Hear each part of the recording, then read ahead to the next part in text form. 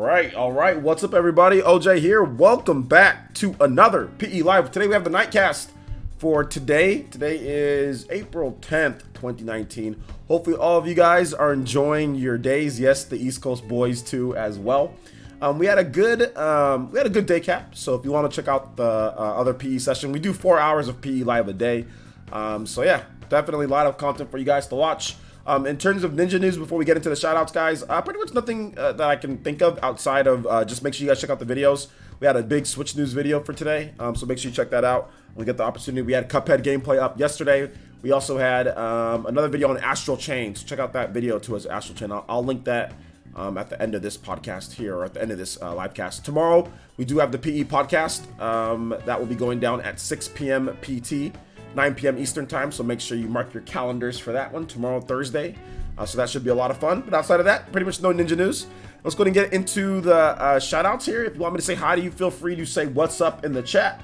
Be more than happy to say hi to everybody here. Shout outs to the already 50 people plus watching, so thank you guys. I appreciate the support. All right, so let's go ahead and get into it here. So Gunslinger, what's up, my boy? Good to see you here, Gunslinger. Damien is here. Rex is here. Sean Diamond said can't stick around, but leaving a like. All right, take it easy, Sean, while you're gone, so it doesn't matter. KJ2399, yeah, that was Shin Megami Tensei Nocturne, Shin Megami Tensei 3 Nocturne, the normal battle. Renangon user Party Man is here. What's good? Kevin Lee, what's up, man?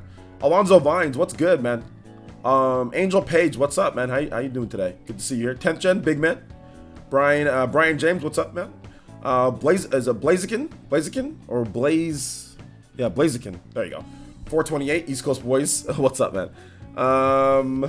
West Coast gang. Dave Gaming, what's up, man? East Coast boys minus Florida. Brian James, you have a quick question? How can I contact me? What? I have my email on my about page, or you can contact me on Twitter as well, or you can talk to me right here. Me on Twitter, just tag me. But Brian James, you're acting really creepy. You're spamming me, so I'm not sure if I'm gonna respond back to me if you're gonna be weird. Let's see here. Matt New, what's good, man? Psycho Pie, how's it going? I just told you, Brian. I just told you. Just tag me on Twitter at Player Essence. My Twitter's in the comment section below. Just tag me at Player Essence and let me know it's you, dude. Let's see here. Valhalla Outcast, what's good? 10th Gen, what's up, man? How you doing, 10th Gen? Pearly21, what's up, Pearly? Psycho Pie, shouts to the Ninja Psycho Pie. What's good, man? Came back from a trip. Also got wrecked by a 10-year-old in Smash Tournament. Nice, dude. That sounds about right. Let's see here. Dawson31, what's good, Dawson31? Good to see you here as well. Good to see you guys here. Omega Chase, what's good, Omega Chase? Dragon King Gonzalez, what's good, man? Good to see you here. Leading to Dragon King Gonzalez is here. Deadlock7, what's up, man? Yes, everything is going well for me. Thank you. Focus on me, what's up? Let's see here. Nothing much, just finishing homework, then playing some Smash. Nice, sounds good. Sounds good. I thought you have, what's it called? I thought Wednesdays you're like at school, Wednesday nights. Weren't you Party Man, or am I missing something here? Fire Tiger OG, what's up, man? How's it going? Florida not being part of the East Coast is fake news. Pretty much. I mean, people were really fighting hard yesterday for Florida to not be part of the East Coast. Like, people out here talking about, oh well, they're in a certain time zone. People out here just making up stuff. Like, oh well, they're in this time zone. Oh well, I mean, they're in the South. Oh, they're possibly they're aliens. I mean, there was all sorts of ridiculousness. I'm gonna change this to a random Q&A too. So if you guys have questions, feel free to drop questions and I'll answer them to the best of my abilities. Dragon Quest Dogma. That'd be a pretty cool game, wouldn't it? Dragon's Dogma is out on the Nintendo Switch, I think on the 23rd. We have some new gameplay footage of that game. I just gotta say, it's looking good. It's looking good. I'll have a gameplay video up of it tomorrow, and I'll kind of go over my reactions to the gameplay video, because it's looking way better than what I thought it would look. But yeah, Dragon's Quest Dogma sounds like a good game. Florida is where I was born. Orlando, now I live in Calabasas, California. Definitely something important to take care of. Okay, well, take it easy, dude. Thanks for coming out to the stream. Thanks for coming out. You can tag me on Twitter if you want me to talk to you. I'd be more than happy to reach out. I have a video on Dragon's Dogma tomorrow. I wanted to talk about some of the gameplay footage that was released. It's looking super good. Like, I can show you guys some of it, but it's like 50 minutes of gameplay, so I can't show you like the whole thing. But it's definitely looking really good. I'm gonna skip to the parts here with some of the gameplay where there's like actually some action. But We're gonna go ahead and go into the reaction phase here. So this is reset era, so pardon me on that, guys. Let me click off of this right here. So here's the game running, and obviously they have this border here and everything. I'll be breaking it down a little bit more in a video tomorrow. But overall, looking pretty solid from what I've seen so far. Nice effects, nice smoke effects, and nice stuff going on with the game. Dragon looks really good. Probably not as good as like the PS4 Xbox One version, but probably, I mean, very comparable. Frame rate looks like it's running nice. Oh, he got snatched up by this dragon here. Oh, he's gonna get slammed. Oh my god, he got slammed. But we're good. We're good in the house. So yeah, this is the part that I remember playing too when I first played on the Xbox 360. So definitely not bad. It's looking good. I think it's looking pretty good. So overall, I'm impressed, man. I'm really impressed. Like, no hitches there. I mean, I don't know, maybe Digital Foundry, you know, hooked it up to something. You know, they would know some frame rates and stuff. But overall, looking pretty good. Overall, looking pretty good. This guy's getting kind of slashed up here. But what do you guys think so far of the gameplay? I think it looks solid, man. It's like, that's the cool thing about Dragon's Dogma. You can like climb up on their back and like you can like slash them up and stuff like that. It's pretty cool. I know Monster Hunter added. When did Monster Hunter add it? They added that in, was it Monster Hunter 4 that they added that to where you can like climb up on the monster? Or have you always been able to do that? But either way, it's a really cool feature that I do like that they add. But this is more of a this is definitely more of an action RPG, you know. But you do slay dragons and get cool abilities in this game. So yeah, looking really good. Looking really good. I'm pretty impressed with what they're doing here. And like I said, I'll have a full gameplay breakdown where I cut out a lot of the stuff that doesn't need to be in the game. Kind of like how I did with Dragon Quest. So kind of like that, where I'll cut out a lot of the stuff that doesn't need to be in there and kind of talk about the gameplay and get some more information for you guys on it. Want to do a little bit more research on the Switch version. But overall, looking good. Looking good. Pretty happy with the results so far with Dragon's Dogma. So that's going to be $29.99. I think April 23rd.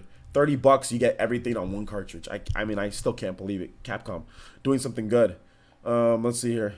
So yeah. Well, wait a minute. They haven't lost all of their credibility yet when it comes to gaming intel, guys. They have not lost all their credibility yet. I think once we see tomorrow, if there is nothing as in no new information on any games, and I'm not talking about a game that's already been released like Hellblade, and they say, okay, well, there's this or something like that. I'm talking about like, if there's any slight, like, let's just say like Nintendo says Joker 3.0 update, you know, this is what's going to be inside the update, you know, and there's a presentation on this day or something. If Nintendo says anything, then obviously people are going to be like, oh, well, this is what they meant. You know what I'm saying? Like, oh, this is what was happening. So for them to lose all credibility, there has to be literally nothing tomorrow. No new announcements whatsoever.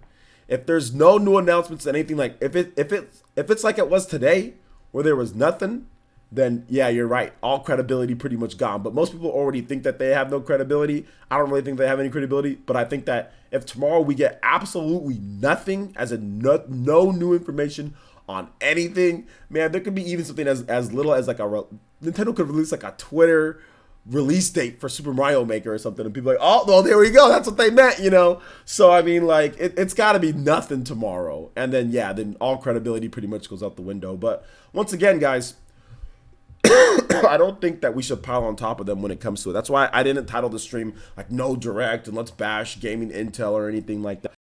I think at the same time, we got to just make sure that when it comes to it, just some people take these things as like, oh, it's definitively happening. Some people, some YouTubers, some people out there take it like they don't properly hype people. They don't properly get people ready. If you noticed, anytime that I talked about the rumors or anything, did I sound super excited? Was I like, oh, baby, let's go. Rumors of a Nintendo Direct. Oh, heck yeah, baby. Raise the roof. I wasn't like the freaking Coal Train. You know what I'm saying? Hyping. I was like, hey, guys, look, man, this is what they're saying. I don't know about it. We have to wait and see. And even when people said, hey, OJ, do you think that there's a Direct tomorrow? And I'd be like, I'm like, why are you saying that? Did I say that? Why can you not read the title? I was very stern and very clear on what I was trying to say. I was not hyping. I don't think I even like laughed or smiled one time as if this was going to be something that was like, oh my gosh, I'm looking forward to them being right or anything. I didn't do any of that. You guys saw my demeanor throughout the whole thing. It was like, hey, I said it's a wait and see. When people try to say, oh, well, I think it's happening, I'm like, it's a wait and see. When people said, I don't think it's happening, I said, it's a wait and see. I say that every single time, man. Every single time I do the same thing, you know? So yeah, Double D, dude. Imagine being this hyped for a PlayStation Direct, dude. I'll be honest, man. I'm interested to see what they do next with the PlayStation Direct. I am interested to see what they do next. I'm not hyped, but I'm interested to see what they do next. Yo, shout outs to Hunter N64, Rilo 77. I think it's time to get some shout outs too. I think I missed people. Aron is here. Shout outs to Lady Ninja Aron. Jandy Boy 13 is here. Valhalla Outcast is here. Nathan is Drake is here. What's up, man? Good to see you come out to the streams lately, dude. Deadlock 7 is here. Let's see. It looks good. Favorable compares favorably to the Steam. Yeah, I think it looks it looks better than the PS3 and 360, and somewhere in between like the Xbox One version of the game. Okay, you got out of class early today. Okay, that's what happened, party man. Okay, cool. What's up, Nero? How you doing today, my boy? Victor, what's up, Victor? Yeah, it comes. Dark Horizon comes with all the DLC. That's what Dark Horizon is. Dark Horizon isn't a new game, Victor. It's the original with extra, like an expansion. So that's basically what it is. So Dragon's Dogma comes with everything that's been released with the game so far. Let's see here. Gunslinger says Obi-Wan be hyped for everything. Yeah, he overhyped it, unfortunately. I'm not calling him out on anything, but yeah, he did overhype it. I mean, I saw the video and I'm like, bruh. I'm like, bruh. You know, like, I don't know why you're, like, getting crazy about it, dude. It's not confirmed. It's a rumor. You know, let's just relax. But, hey, it is what it is, you know. It is what it is. I mean, some people do it on purpose. Not saying Obi does, but I mean, Zero put out a post today saying that he clickbaits on purpose, and he said that, oh yeah, I joke about it. He says that it works, and yeah, you're right. I mean, his channel, or he's right, I guess, right? His channel blowing up, everything blown up because he clickbaits the hell out of people.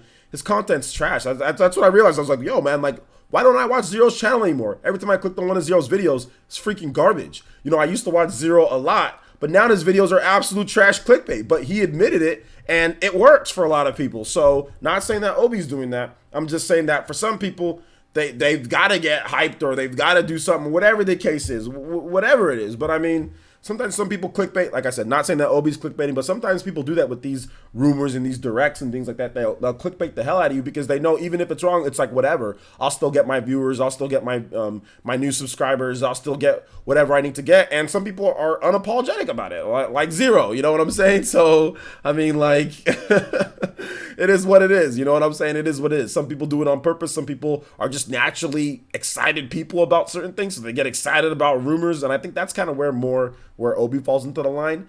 I don't think he's intentionally trying to mislead people or anything like that. I personally don't think. You know, I just think he gets excited about certain things, and you know, with the Nintendo Direct. So that's just how he is. That's his personality.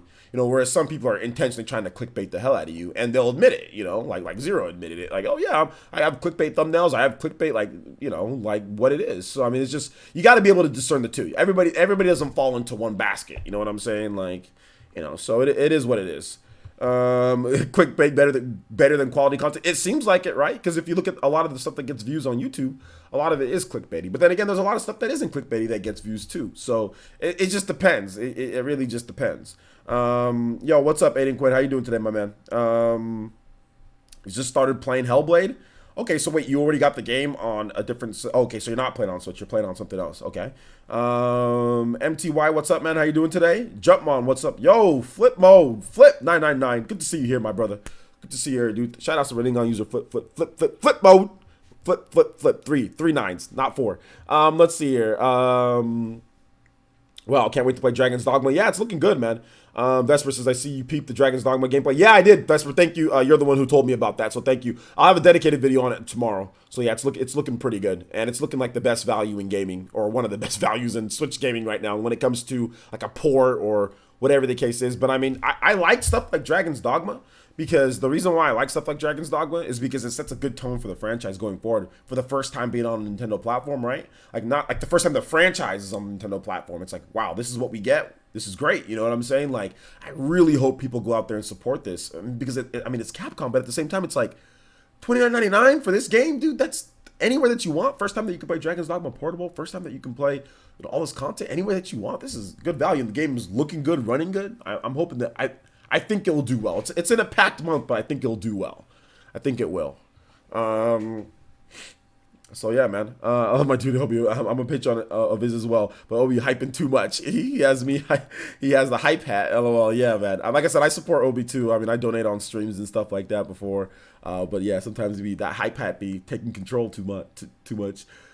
Let's see here. Video 999ish says Dragon's Dogma looks cool. I haven't played it, but I'm looking forward to it on Switch. Good, man. That's the perfect consumer for you. It's like you're the perfect person to play the game. Never played it before, don't know much about it. Pretty much a brand new game for you. Pretty much says there's time to be hype and there's time to be reasonable and tamper expectations. There's just time to be. I think there's the most thing about it is like time to be reasonable. I think reasonable is the best thing. Like once Nintendo announces a direct, then okay, it's cool. It's time to get hyped. Nintendo puts the directs out there for people to be hyped and excited about things. However, sometimes expectations, you know what I'm saying? And I think that's what you're saying here. Tamper expectations. Some people thinking that like, oh, well, at directs, they're supposed to announce Mario Galaxy 2, Legend of Zelda Breath of the Wild 2, supposed to announce Super Metroid 2, supposed to announce, like Xenoblade Chronicles 3, Xenoblade Chronicles X2, it's supposed to announce Persona 6, supposed to announce every single third-party port, Grand Theft Auto 5, Grand Theft Auto 4, Grand Theft Auto 3, Grand Theft Auto 6, Grand Theft Auto 7, Grand Theft Auto 8. Some people are crazy with their expectations, and they're like, oh, that sucked, or oh, that wasn't very good. And I'm like, bruh, they literally announced like 100-something games or something. They literally announced like so many games. Like, what's not good? Oh, well, there's not a Breath of the Wild. Like they'll just say, like people say the dumbest things at the direct. So, yeah, you gotta just temper expectations, temper. Temper. One of those two. You guys know what I'm talking about. Either way, dudes out here wanting scale down. You mean Scalebound? We'll definitely double dip on Dragon's Dogma. That game is on the go. Yes, please. Okay, have you already beat everything in the first one? Deadlock 7?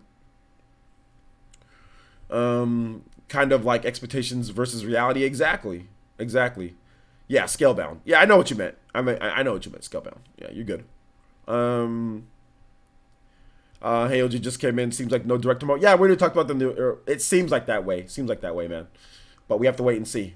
But it looks like there's not going to be a direct tomorrow. No. So, yeah. I mean, if you ain't get an announcement today, then what's going to happen tomorrow? How long is it to finish Dragon's Dogma? It depends on what you do with the side quests and all that. It can take you, with the Dark Horizon and everything, it can take you 70, 80, maybe hours plus, Philip DeFranco's the king of clickbait.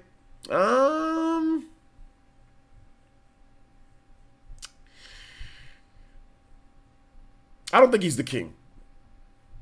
I think a lot of his topics are clickbaity because he just talks about other people a lot. And he just sits there and I find his videos very boring because he just sits there and talks about other people all day. And hella people tune in for that drama, YouTube drama. But I don't think he's the king of clickbait. I think there's people that clickbait way worse than him. Like, I think there's people that clickbait way worse than Philip.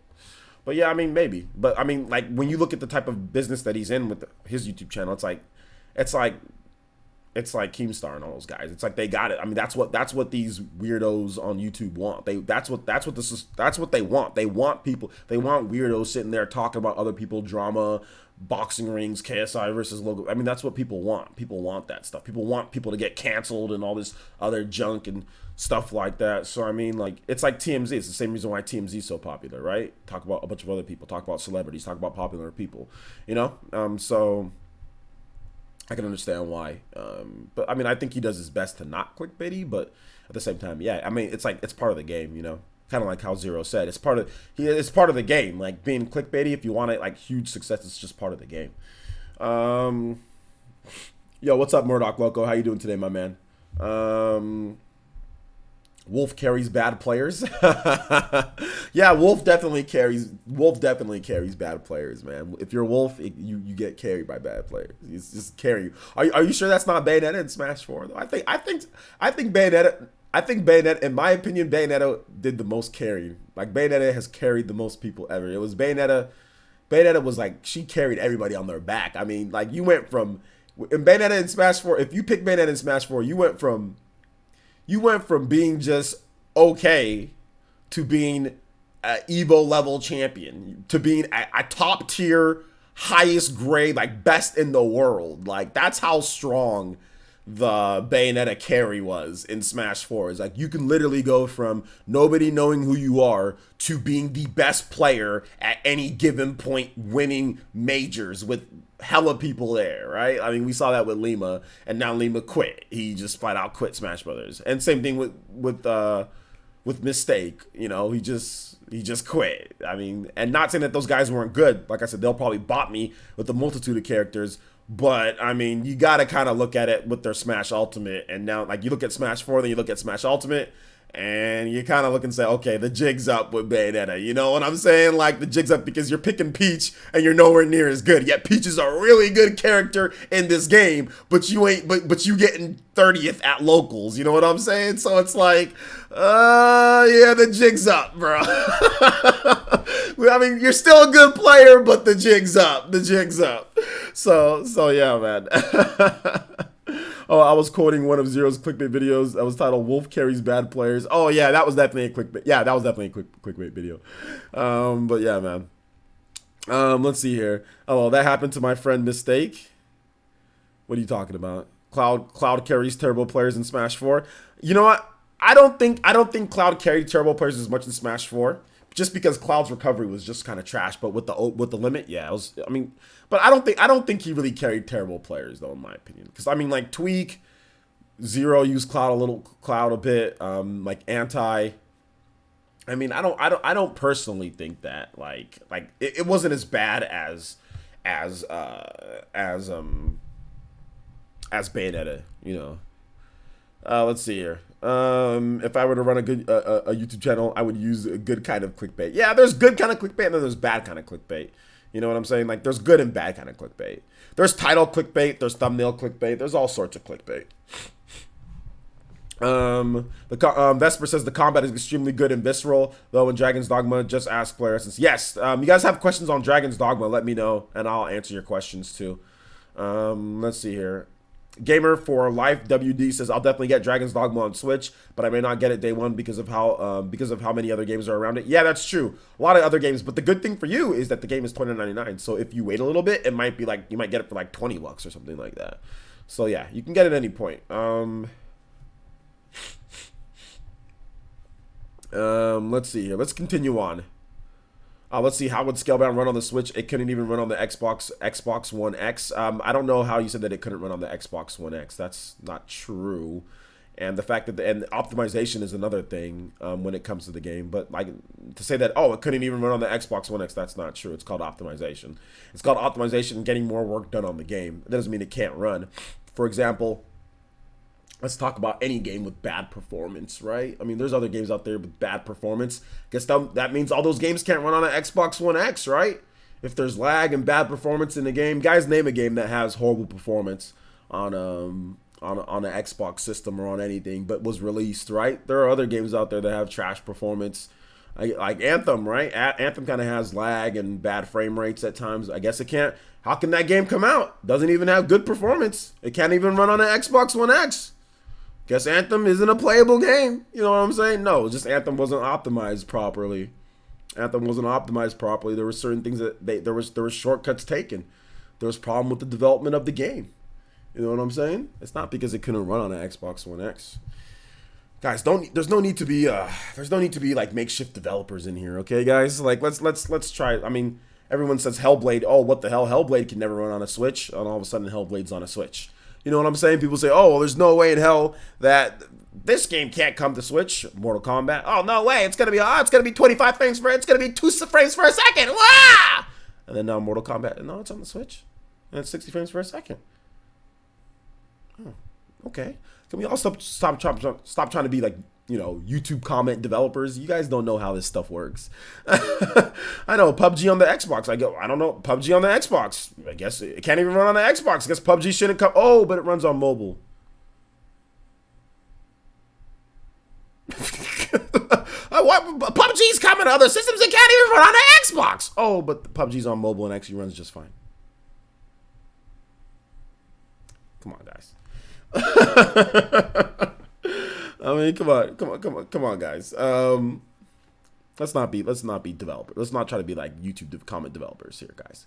Let's see here. I'm pretty sure Zach or Ally could sue Lima for revealing the kind of information he did. At least in Cali, you can. They would have to show that it was actually there'd be more to it. But yeah, I mean, obviously what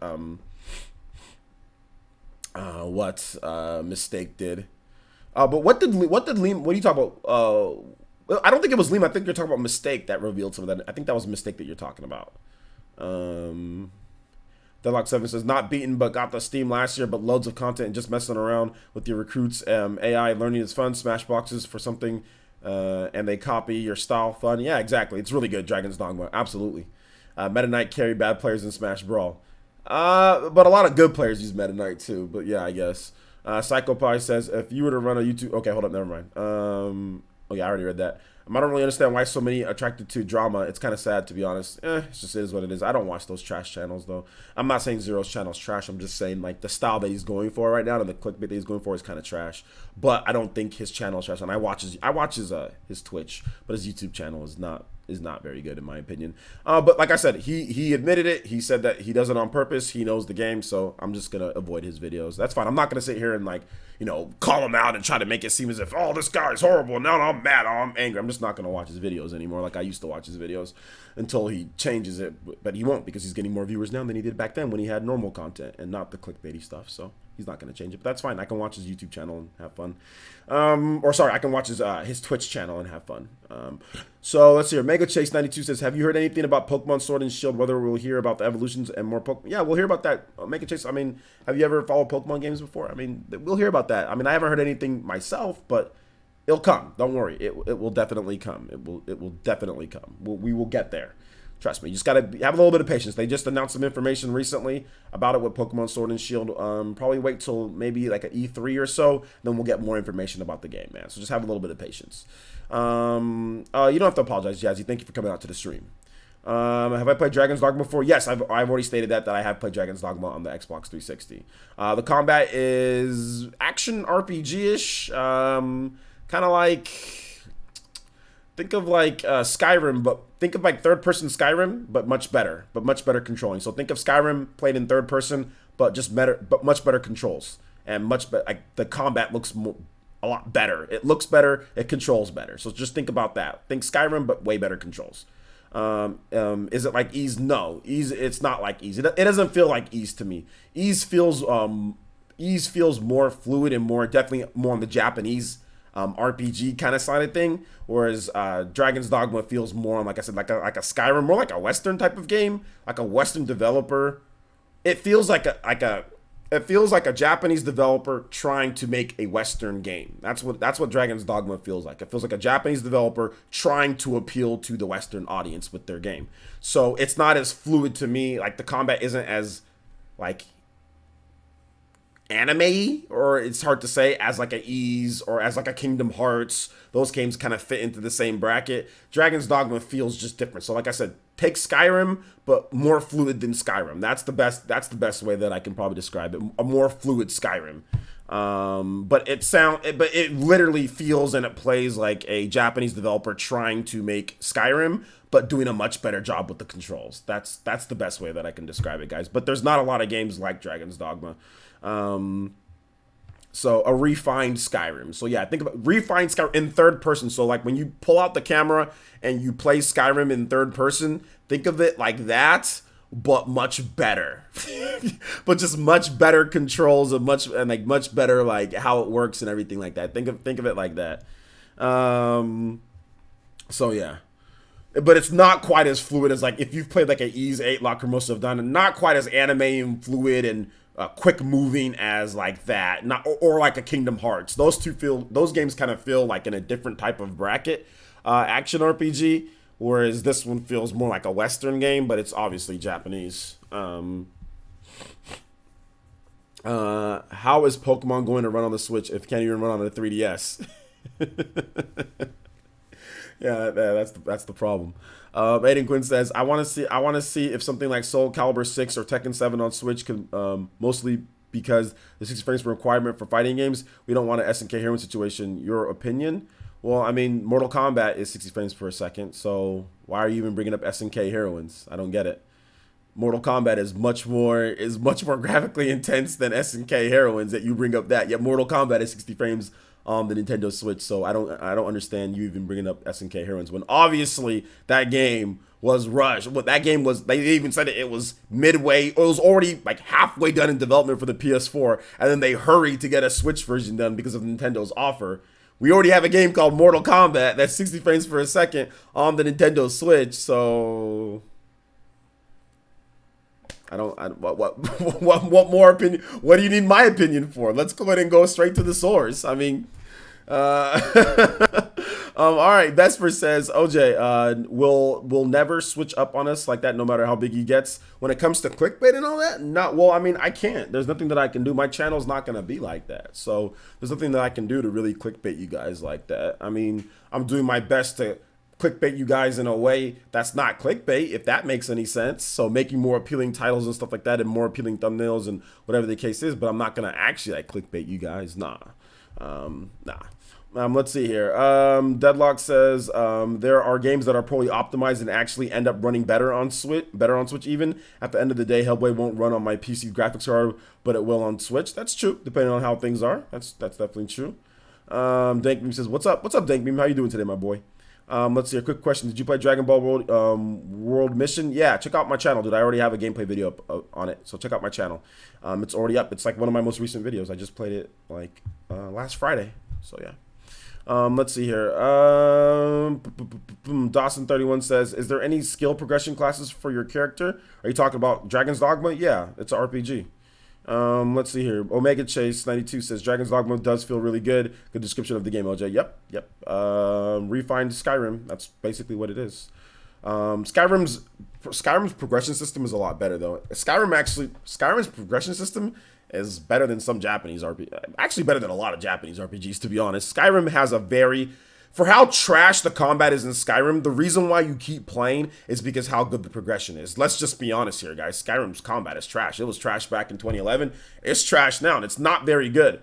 But they're very good at getting you with certain things. Slow-mo. Like you slash somebody, goes into, slashes their head, or like the bow and arrow, and it like does like the camera angles, and it shows you shooting them. And the progression system's just dope in Skyrim. Like anytime you do something, you level up and like you get more of that. And like there's skills that you unlock. It has the most god tier progression system still to this day. That's why people still love Skyrim, and Skyrim is one of the best selling RPGs on the Nintendo Switch. I think it's easily one of the best-selling games on the Switch, third-party games on the Nintendo Switch. Outside of Mario plus Rabbids, let's talk about like the real third-party games not using Mario. Skyrim's easily one of the top ones. It's over 1 million. And there's a reason why, man. People just keep playing Skyrim just because. And I mean, there's mods on the PC that make it a lot better. But even the vanilla version of Skyrim is fun, man. It's good. So yeah. Let's see here. Yo, what's up, Rosio? Is it Games? Rosio Games with the with the $9.99. 70% boys in the house, but we'll take it. Thank you so much, man. I do appreciate that. It says, finally caught a PE live. It's been a while. I work too much. Keep it up, OJ. Yo, shout outs to that. You got to take care of the fam or take care of yourself. So thank you so much. Sheik and Zelda, look upon you, my man. Thank you for the dollar. I keep on saying dollar. Thank you for the $9.99. I appreciate that. That does make you the top stream ninja. So I'm glad you're able to catch the stream live. And yeah, keep working hard, man. Keep working hard. But thank you. We'll go and get you up here on the top stream ninja with that $9.99. $9.99. There we go. First donation of the stream. You guys give some love to Rosio with a donation. All right. Yeah, pretty much every single fighting game on the Nintendo Switch is 60 frames per second. There's only one when it comes to like new fighting games or whatever that's not 60 frames per second, and that is what was it? SNK Heroines, but like Pokken Tournament, Blaze Blue Cross Tag Battle, Guilty Gear, Central Fiction, all the games that have came out before are all 60. So it's just one game that's not. J2 Blue says, yeah, it looks like a third-person Skyrim mixed in with a little bit of Monster Hunter, maybe. Yeah, maybe a little bit of Monster Hunter. Yeah. To be honest, I was never into Skyrim, so the game looks a bit better to me. Yeah, I think that's what they're trying to advertise the game as. Like, if you're not into how Skyrim works, like, then, you know, this game could be for you. How am I feeling? I'm feeling a little bit better. I'm still sick. Got some stuffy nosy, but I'm feeling better. My hair's growing back. Like, my bald spot on the back is there. So, I mean, it's, like, getting there. So I'm feeling good. I'm feeling good about everything but my nose. My nose is just a little snuffy. My sore throat's gone though. Let's see here. Smash is 60 frames per second with 8 players at 1080p. Exactly. I mean, enough, right, Victor? Victor, enough said. You know, I think that's all. It's 8 players, 1080p, huge stages, a bunch of items on. And I think Digital Foundry caught like 1 frame rate dip or like a frame rate dip or so. They put like items on high, 8 players, big battlefield or whatever the case is. And there was like pretty much no dip, dude. So it's like, any fighting game that's not at 60 frames per second on the Nintendo Switch, that's on them. That's not on the system, in my opinion, at least. If Mortal Kombat can run at 60, any game. If Smash Brothers can run at 60 with everything on like that, you can have like they said that with Ice Climbers, if you pick 8 Ice Climbers, items on high, big battlefield, that might cause a frame rate dip. Like that might cause a frame rate dip or 2, but you need 8 Ice Climbers, you need items on high and big battlefield or whatever. Something like that. Something crazy, because that's 16 people on the actual stage fighting at the same time. Because Ice Climbers, that's 2 people. So there you go. Well, Fountain of Dreams, it causes a frame rate dip due to the programming of the game. So that causes a frame rate dip due to the programming. So yeah, they need to fix that, which that can be patched out, which I think will get fixed in update 3.0. That will get fixed in update 3.0. SNK Heroines is hard locked at 30 frames. It's 30 frames per second. The game is 30 frames. You know what I'm saying? Whereas Smash Brothers, that's more of a programming thing that can be fixed. I don't know if SNK Heroines, it's just the way that it's going to be. Otherwise, they would have fixed it by now, because we're going on a year for that game. Shadow, I wouldn't say it's like Skyrim and Shadow of the Colossus too much. I mean, the only thing would be similar, I guess, it would be getting on top of like enemies, but like they don't have like the huge monsters like Shadow of the Colossus, Rilo. Like they don't have them, like it's not that big, So I mean, I would say it's more like, Monster Hunter might be a thing, because you can do that. You can like jump on the back on Monster Hunter, but Shadow of the Colossus has this thing like when you get on top of the Colossus, like it's like a puzzle, So Dragon's Dogma doesn't have like the puzzle elements with that, So yeah. What's up, Lou Silver? What's up, my boy? How you doing? And he says, OJ, is this the 3rd stream? This is the 2nd stream. I feel like I've been here watching you all day dealing with the cold, so thanks for the entertainment. Yeah, no problem. No, it's the 2nd stream. Although I think one of my streams went I think one of my PE lives that I put up one of them earlier or something like that. But anyway, yeah, there's PE lives that go up all the time on the channel, so maybe that's the reason why it seems like I'm streaming all day. But this is my job, so it's all good. So yeah, thank you though. Thank you for the comment, and good to see you here once again. Hopefully you feel better. You said you're dealing with the cold, so hopefully you feel better. Let's see here. You said Fountain of Dreams lags to heck in Melee. Does it? I don't know, because they use Fountain of Dreams at tournaments, don't they? I'm pretty sure they use Fountain at tournaments. So if Fountain of Dreams lagged at tournaments, they wouldn't be using that stage. And I see them play vanilla Melee like on a Wii, not like an emulated or anything. I see them play it on like at tournaments. I see them go to Fountain of Dreams on like they're using like a Wii console to play the game on Melee on the GameCube. So yeah. Let's see here. Lou Silver says thanks, bro. No problem. Deadlock 7 says yes. It was 8 ice climbers. That's 16, and it had to be on a huge level. So yeah, slight dip. I'll take that. Yeah, seriously. Seriously. It lags on certain conditions, I believe. Well, what's those conditions? Because I don't think tournaments would allow Fountain of Dreams if there was any type of lagging. You know what I'm saying? So yeah. Thank you for the information, players. I never played, so $30 for a complete game that may lead to DMC5 coming to Switch for some other DMC. Then I can't pass it up. I don't personally think so. I think they were just saying that to try to boost the sales of the game. But I do think that, I guess it's possible. But I mean, we'll have to wait and see. You can't always take Capcom at face level, and that was one of the developers. That wasn't the.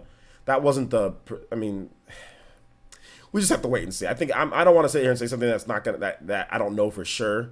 But I mean, I think that Dragon's Dogma is going to sell well. I think it's good because it's priced well. It's priced $30. It's priced 50% off of what you'd buy a normal big game for. Many people have not played Dragon's Dogma. Like, that game has not been played by the majority of people out there. It's not a game. It's not a big seller. It's not like it sold like 10 million copies or anything like that. It wasn't a big seller on any system that it's been out on. So I mean, it's a game that many people haven't played, and it's a cool looking game coming to the Switch for a good price for $29.99. If you have Gamers Club or if you have a $5 discount, eShop credit, whatever the case is, it's going to be a nice pickup for a lot of people. So I think it's going to do well on the Switch. It fits the Switch well.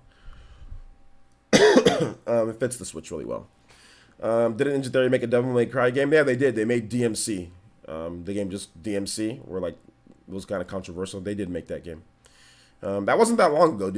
Are you already forgetting that they made that, or like to back towards a question? But yeah, Ninja Theory did make a Devil May Cry game. Lou Silver says, "What do you think about Jason?" I think it's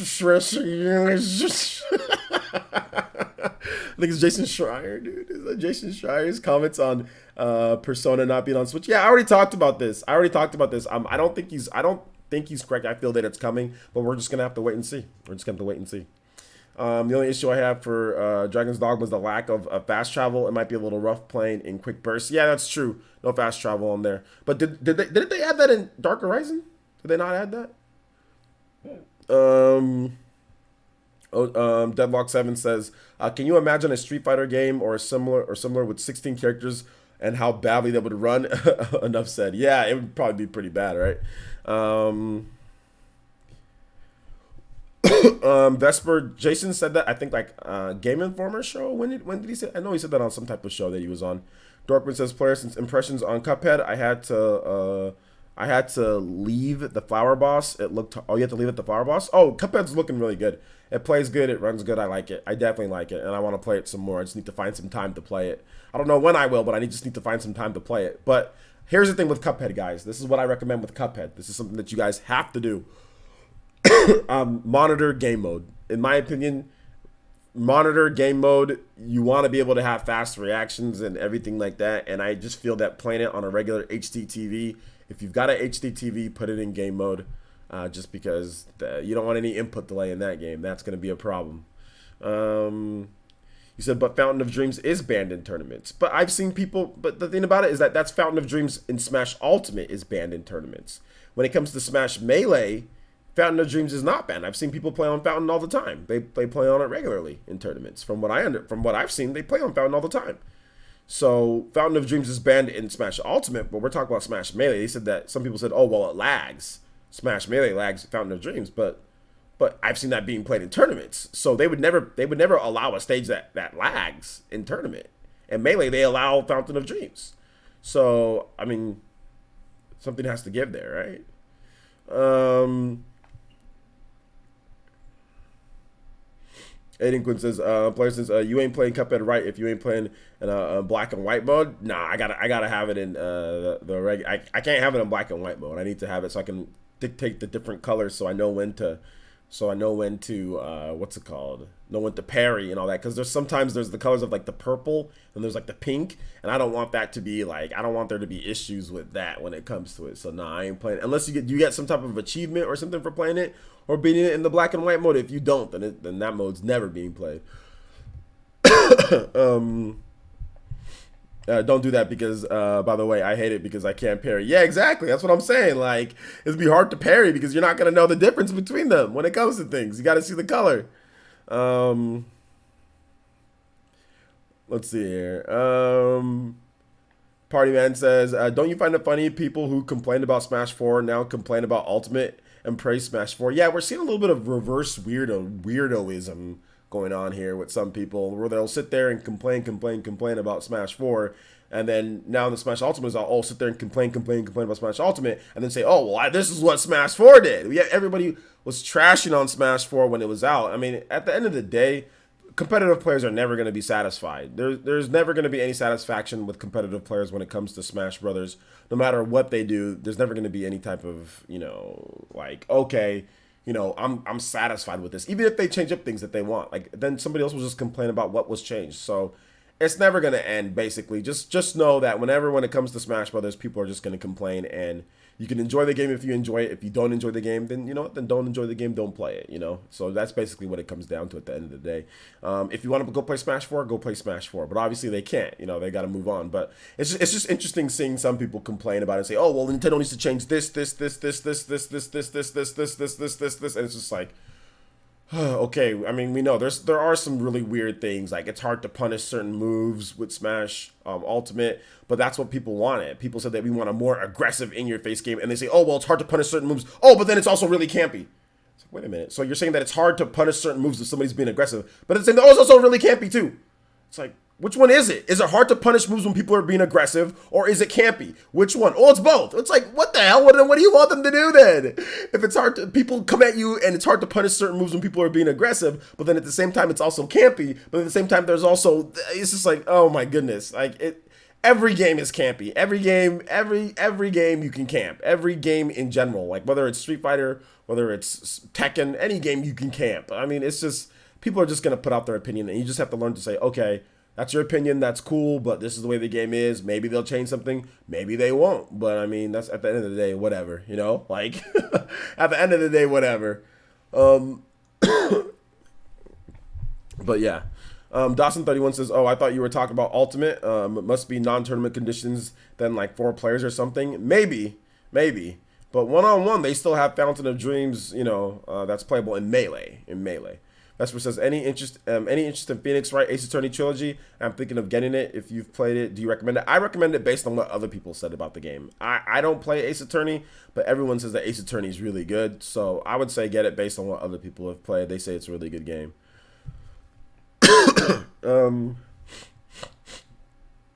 I see Party Man says, true that. I have my issues with Ultimate, but I still don't have this nostalgia glasses and realize that this game is better.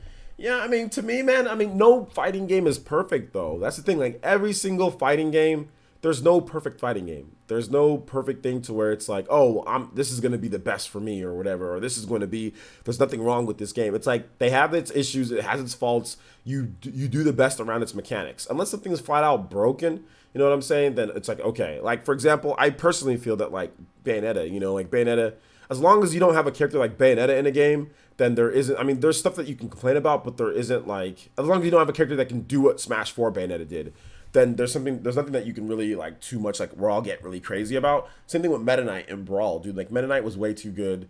Like, Meta Knight was way too good. Bayonetta was way too good. That's the type of stuff I'll be like, okay, come on now.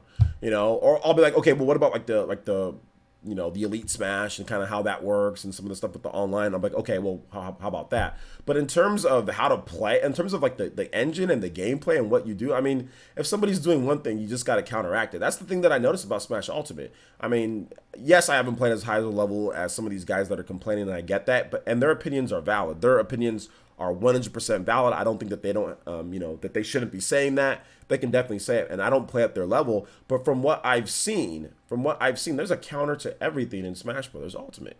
There's no real counter to Bayonetta or Meta Knight. You know what I'm saying? Like, there's no real counter to those characters. Either you be those characters and you ditto them, or you lose for the most part.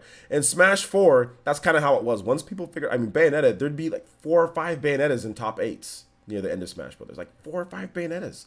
Like ridiculous amounts of, we have Bayonettas winning majors, Bayonettas winning Evos, the most stacked tournaments of all time. Bayonettas just absolutely crushing people. Same thing goes for Meta Knight. You know what I'm saying? Like, so like with Smash Ultimate, you're not really seeing that. As long as there's a counter at least for things, then I'm not going to be as upset because I'm like, okay, well, if I can't win with this character, then I'm going to try to do this with this character because, you know, people are saying Peach is the best character in the game.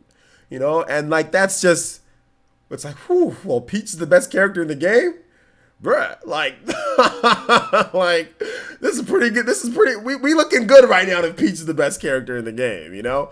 Not to say, because Peach is dope in the game, but she can definitely, I mean, there's definitely hard counters to Peach, you know, in my opinion. But Peach has a good matchup spread. She matches up good against a lot of characters in the game. Not Wolf, though, but yeah. But anyway, yeah. Let's see here. T-Virus says, I remember playing Smash for the first time, playing as Meta Knight. Oh, his flying makes recovering so easy. But it's not just the flying with the recovery, man.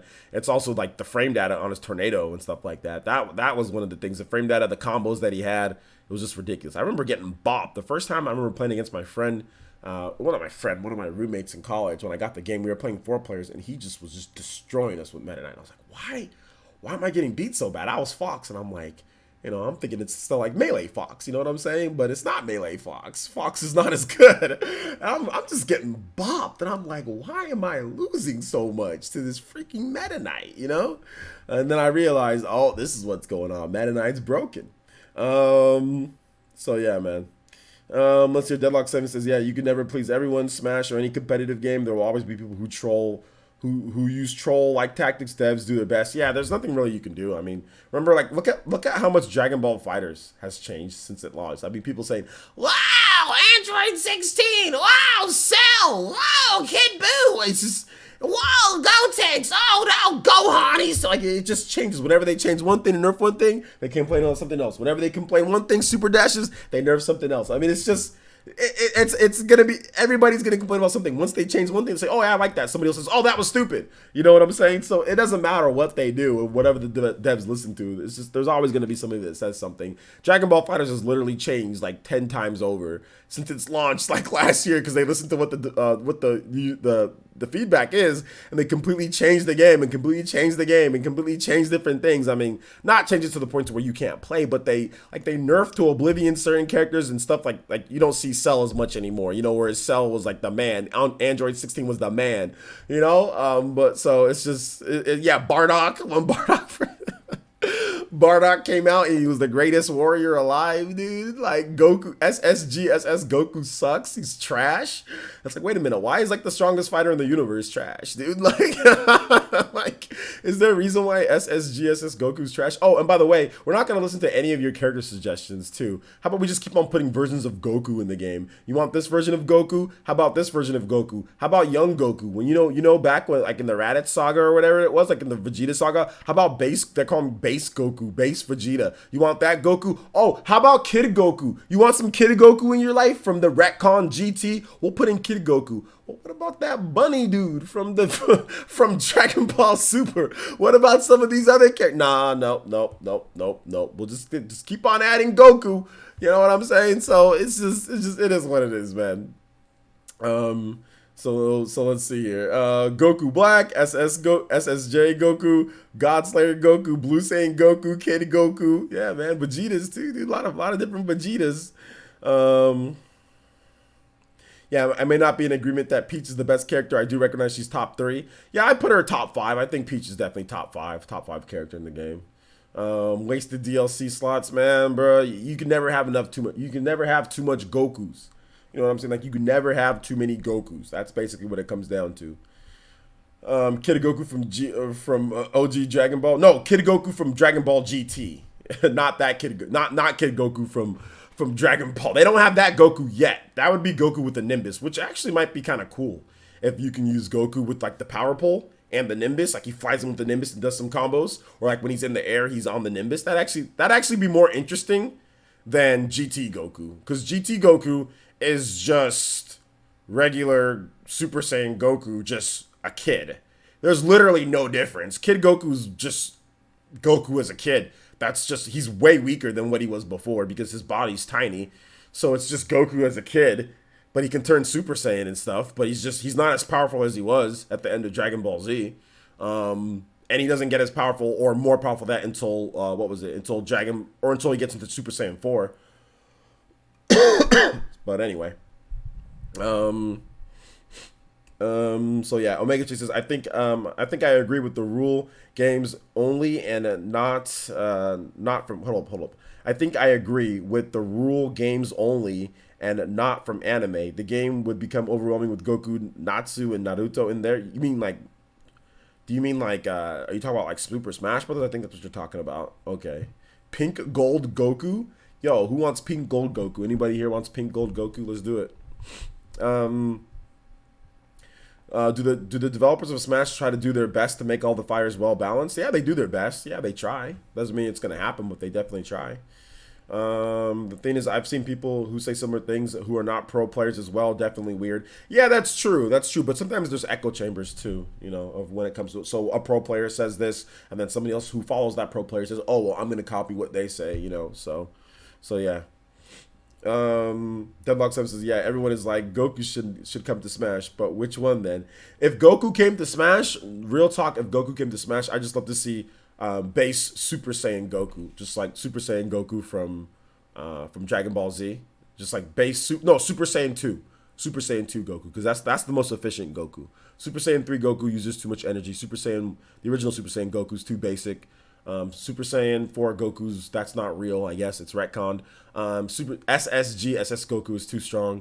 And Super Saiyan God Goku, whatever. Super Saiyan God Goku, no, too strong. Ultra Instinct Goku, weird, too strong, too fast. So yeah, Goku, Super Saiyan 2 Goku. If there was a Goku in Smash, it'd be that'd be the one. Where his hair is like more defined and it has electricity running through him. That's the most efficient Goku. Whereas energy output is like he can fight for at least a good amount of time and be super, super powerful, but not the strongest he could be, but efficient enough. It doesn't drain his energy as much. He can shoot more than like 4 or 5 Kamehamehas before he's tired. Whereas like Super Saiyan 3 Goku, he's like, I'm done. He's like shoots 1 Kamehameha, he does a Dragon Fist, and I'm done. I'm done. Super Saiyan 3 drains your energy way too fast. Super Saiyan 4 is weird, not real. And like I said, the other ones are too strong. Super Saiyan or SS Goku, too strong, weird. Super Saiyan God, too strong, weird. Ultra Instinct Goku, he doesn't even know what he's doing half the time. It just happens, and he's just like, he's just looking all weird, and he just like does all this stuff, and then he's gone. Like Super Saiyan, like Ultra Instinct Goku's the weirdest Goku ever. So yeah. Base Goku is too strong. Actually, base Goku is actually good in the game. That's the funny thing. He's actually somewhat solid in the game. Base Goku, he like beats the crap out of like Super Saiyan, SSG SS Goku. Oh my gosh, John. Ultra Instinct Goku, everything would be 0 to death, bro. He'd be 0 to death, but you only get 1 stock. You only get one stock though, dude. And everybody else gets 3 stocks, so you'll get your 0 to death, but you only get 1 stock, dude. You know, but you guys know what I'm talking about. That face that Goku makes, like, dude, like when he's like Ultra Instinct, he's like this, like figure's like, I don't know what's happening, but I'm gonna kick your ass. You guys know what I'm talking about? Like that type of face, dude. That's like Ultra Instinct Goku.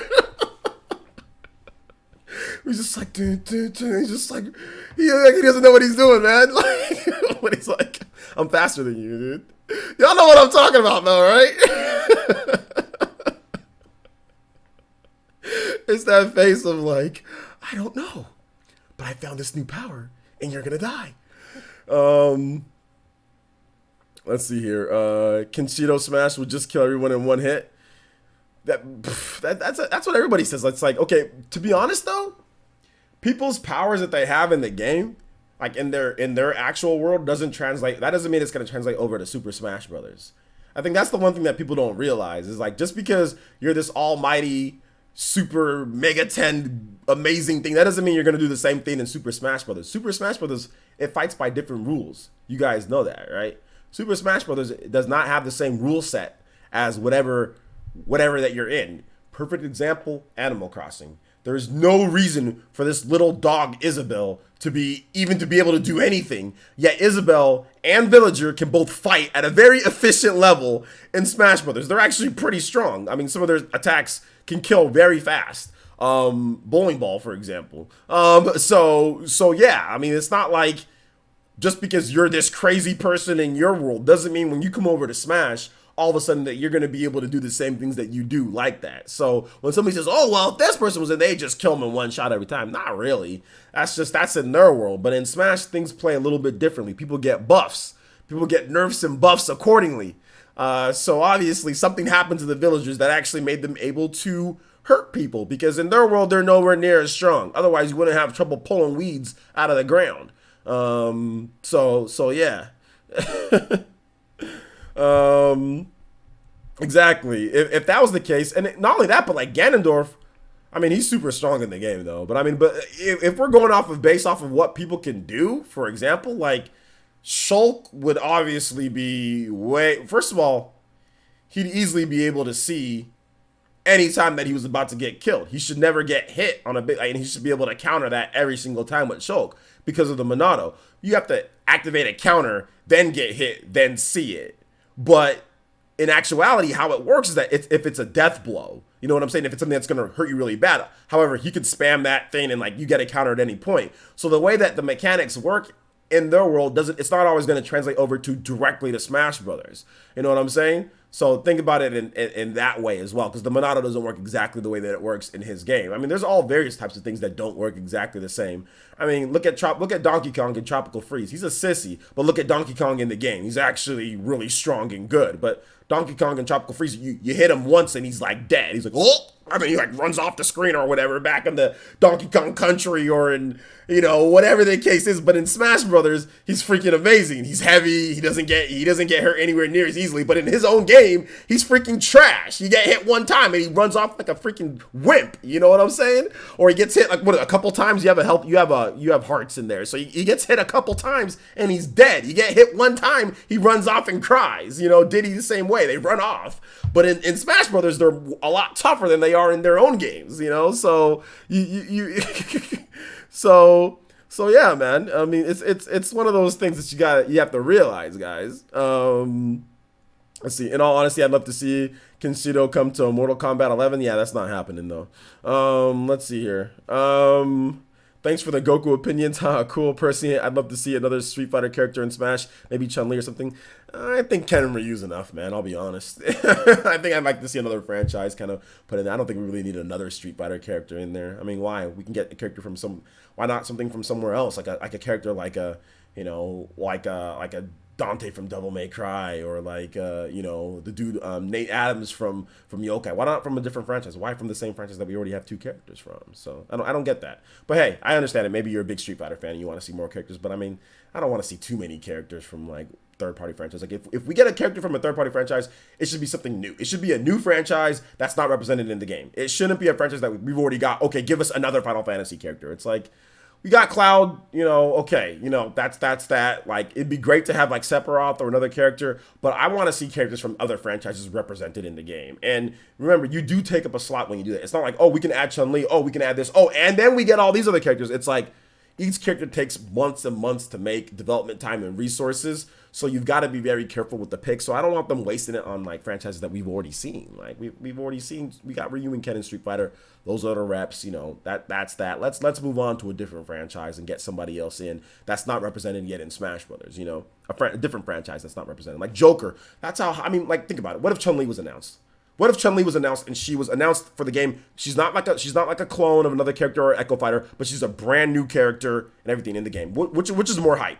Joker from Persona 5, a franchise that's not represented at all, or Chun-Li from Street Fighter? It's like, I mean, Chun-Li's great. She's a cool character. I'd love to see her in there, but Joker would be more hype. Or like if we got like a different character, like a Monster Hunter in the game, or something like that. A franchise that's not in there that you would not expect. That's more exciting than like a character that from a franchise that we already have in there, But yeah, that's just my thought process at least.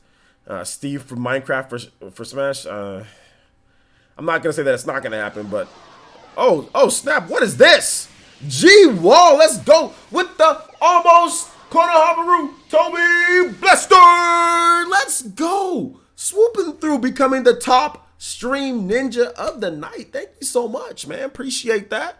Who's this? G-Wall, G Money, more like it. G-Wall with a $10 donation and says, yo, gotta come out to the live stream today. As always, appreciate the awesome content. Thank you so much. I appreciate that. Ninja supporting the village a little bit tonight. Thank you guys. Appreciate it. Thank you for the $10, homie. Appreciate that. That does make you the top stream ninja for the night, G-Wall. So I appreciate that, dude.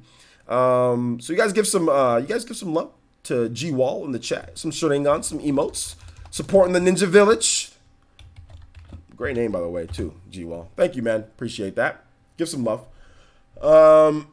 David Drayton says, Rex Fighter with Pyra / Mithra should be the strongest character in Smash. Yeah, probably. Mithra and Pyra, they're amazing. They're amazing. Let's see here. So, yeah, Olmar's literally a few inches tall. That's true, exactly. So, that's the thing about it. So DMC and Kingdom Hearts need representation in Smash. Would I like representation in Smash? Absolutely, absolutely. That'd be nice if there was some representation in there. Absolutely. I made my character picks though. I had a video out. If you haven't seen it, make sure you check it out. My character predictions for Smash. So I think I have my characters that I think I know might be in the game. I'm definitely thinking that Nathan Adams or Keita, whatever you want to call him, Japanese or English. I think he's gonna get in the game. I'm almost positive that Keita's gonna get in the game. I can feel it, man. I can feel with Yokai Watch 4 coming out, with how popular that franchise is, I can feel him. He's gonna be in the game, man. I think it's happening. I really think it's happening. But we'll have to wait and see. Let's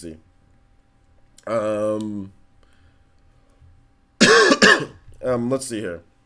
That's all subjective, really, on Chun-Li versus Joker. There were people who never heard of Joker, and I bet more people know who Chun-Li is. That is, more people know who Chun-Li is because she's more of a classic. She's more of a classic character. But is that hype?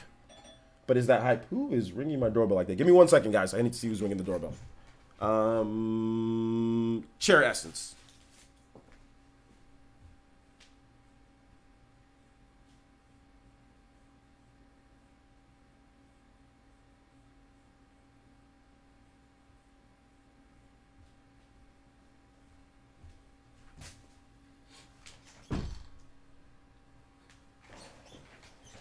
Ain't nobody that I feel like answering the door for. People with the clipboards and people with clipboards and freaking and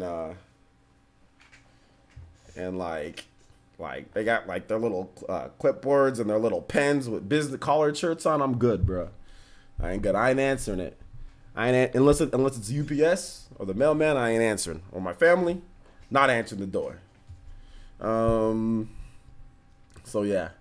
I think Undine from Undertale has a chance. No. They're not gonna put any type of indie characters like that in. No, Map Intensifies. Nah, it's not happening. All right, so that's definitely not happening. Under anything from Undertale. Nah. Dave Gaming says, unless it's a character that you really have been waiting for in the series we already have, I want Rex. Yeah, that'd be nice for Rex, but I don't know if it's going to happen. Yeah, you got a good point. Like most likely we're getting Dragon Quest rap rather than a Final Fantasy character. I think a Dragon Quest rap is possible. I love Monster Hunter character, all the weapon styles. I think Monster Hunter character is possible as well. It's just like, but for me, like I said, Chun-Li would be great, but we already have Street Fighter characters in there. You know what I'm saying? Like, in my opinion, when you get unexpected, like if Chun-Li came in, that'd be like, okay, well, Ryu and Ken, okay, Chun-Li's coming in, great, you know? But Joker was like, oh my gosh, even people who didn't know who Joker was, they were researching who Joker is. People are now playing Persona 5. Like, it was a way more hype announcement than a Chun-Li would be. I don't think Chun-Li would be that hype. Just because she's popular or she's known doesn't mean people are going to be hyped for her. We already got Ryu and Ken. Ryu and Ken are more popular characters than Chun-Li. You know what I'm saying? Like, for the most part, they're more popular than Chun-Li. Like, everybody knows who Ryu and Ken is. I think more so than Chun-Li. So, I mean, it's just like, I mean, there is a movie, Legend of Chun-Li, but I mean, at the same time, that movie sucks too, by the way. That probably dropped their popularity. But at the same time, I think that with Joker, it's just different because it's like that, Joker's that cult video game hero, you know what I'm saying? Whereas Chun-Li's not. You know, we already got Ryu and Ken. So that's just my opinion on that. So I think Joker makes a bigger impact and gets more people to buy the game than Chun-Li. Because if you're a Street Fighter dude, you probably already bought the game because Ryu and Ken are in there. I don't think Chun-Li makes a difference. Whereas if you're a Persona guy, you're drawing in a whole new audience that maybe didn't buy the game. You know, so that's just my opinion on that. Of course, it's hype. It's Chun-Li. I don't think it's as hype as Joker, man. I honestly don't think it's as hype as Joker, because it's just we already got Street Fighter characters in there. There are no Persona characters. Barely anybody expected. Like, people said Chun-Li can get into the game. People were saying, oh yeah, I bet Chun-Li's going to be a new character. People were saying Chun-Li because they already got Ryu and Ken, so people were just guessing Chun-Li. No, really, almost nobody said Joker. Whenever anybody said Joker, people were just joking. Oh yeah, whatever. People just joke. Oh yeah, Joker. Nah, he's probably not going to get in. You know, because there's no representation of like mainline Persona on Switch. We already got Street Fighter games on Switch. You know. We already got Street Fighter 30th anniversary. We got Street Fighter 2. So people, if Chun-Li came in, I don't think that's his hype. She was already on Switch. So I don't know. That's just my opinion, though. What about Dark Souls?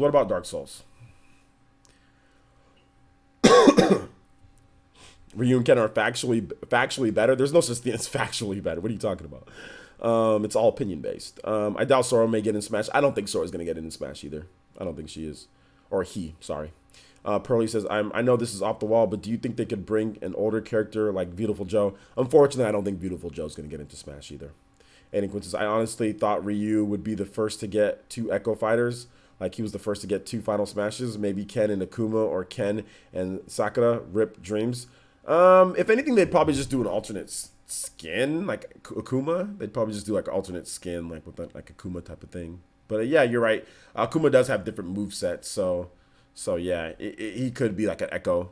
But yeah, but no, he's not. He's not getting in. So let's see here. We got a Chun-Li spirit, a little spirit. Anyway, well, there you go. Never expected Joker to come to Smash. When I heard of it, I thought people were joking. Yeah, exactly. That's the crazy type of announcement. If Chun-Li was announced, it'd just be like, oh, okay, well, Chun-Li's in. Cool, you know? I want Paper Mario in Smash. Yeah, that's probably not happening. There's already Mario, and you got Dr. Mario. That's good enough. Sad that Shin Megami Tensei might not get any representation, and neither will Jet Set Radio. Well, Jet Set Radio is not relevant at all.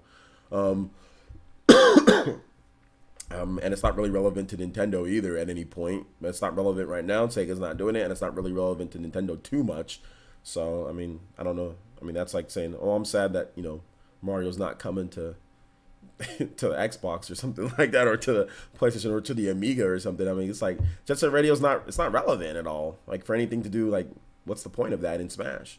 I see it. I mean, it's a character, but I mean, like when you talk about stuff like that, that means like it's like, oh, well, I'm sad that I don't know. The Tech Mobile, Joe Montana from Tech Mobile isn't in Smash or something like that. It's like it's not relevant to what they're doing right now. You know what I'm saying? Like not relevant at all. Sega needs to make some Jet Set Radio games and put them on Switch or something. Like they need to energize the franchise. If you talk about a character that people are going to be paying for, you know what I'm saying, a DLC character that's going to really entice people to pick up the Fighters Pass. I don't know if Jet Set Radio is it. But hey, it's a cool game though. It's a cool game. I will give you that. I will give you that. Bubsy and Smash. Yeah, that's exactly what we need. That's exactly what we need. Oh my gosh. All right. Let's see. I think it's easy to predict. Is it Ebrin? Ebfrin? I probably said that wrong. I think it's easy to predict what characters will come to Smash. All the non-Nintendo characters present now coming to games like Sakura likes. Okay. So search for games Sakura likes and you get the characters. Okay, well, why don't you do that and let us know? You should do that and let us know. What do you guys think? Sakai said he likes like Undertale, so I guess Mav Intensify says something from Undertale. Hopefully, Undertale gets a. Oh, hold up. He said hopefully Undertale gets a or like Undine or Undyne or whatever. So you guys think since Sakai likes Undertale, Undyne is getting in there since he likes that game. Sans and Smash. There you go. Sans and Smash. Sakurai continuously posts about Minecraft. Well, there you go. He posts about Minecraft, so that means it's happening, right? It's easy to predict who's coming. Captain Toad. Sakurai likes Minecraft. Sakurai likes everything. Have you guys noticed that Sakurai likes everything? He never says that he doesn't like something. That's the funny thing about Sakurai. He never says, "Oh, well, I hate this game." You know, he just talks about certain. He likes everything. Excuse me, sorry guys. Still a little sick. So yeah, Sakurai likes Bubsy. Sakurai likes Bubsy as well. That's a great character. It's a great game. Great game. Yo, Five Nights at Freddy's. What's up, man? How you doing tonight, my boy? Good to see you here.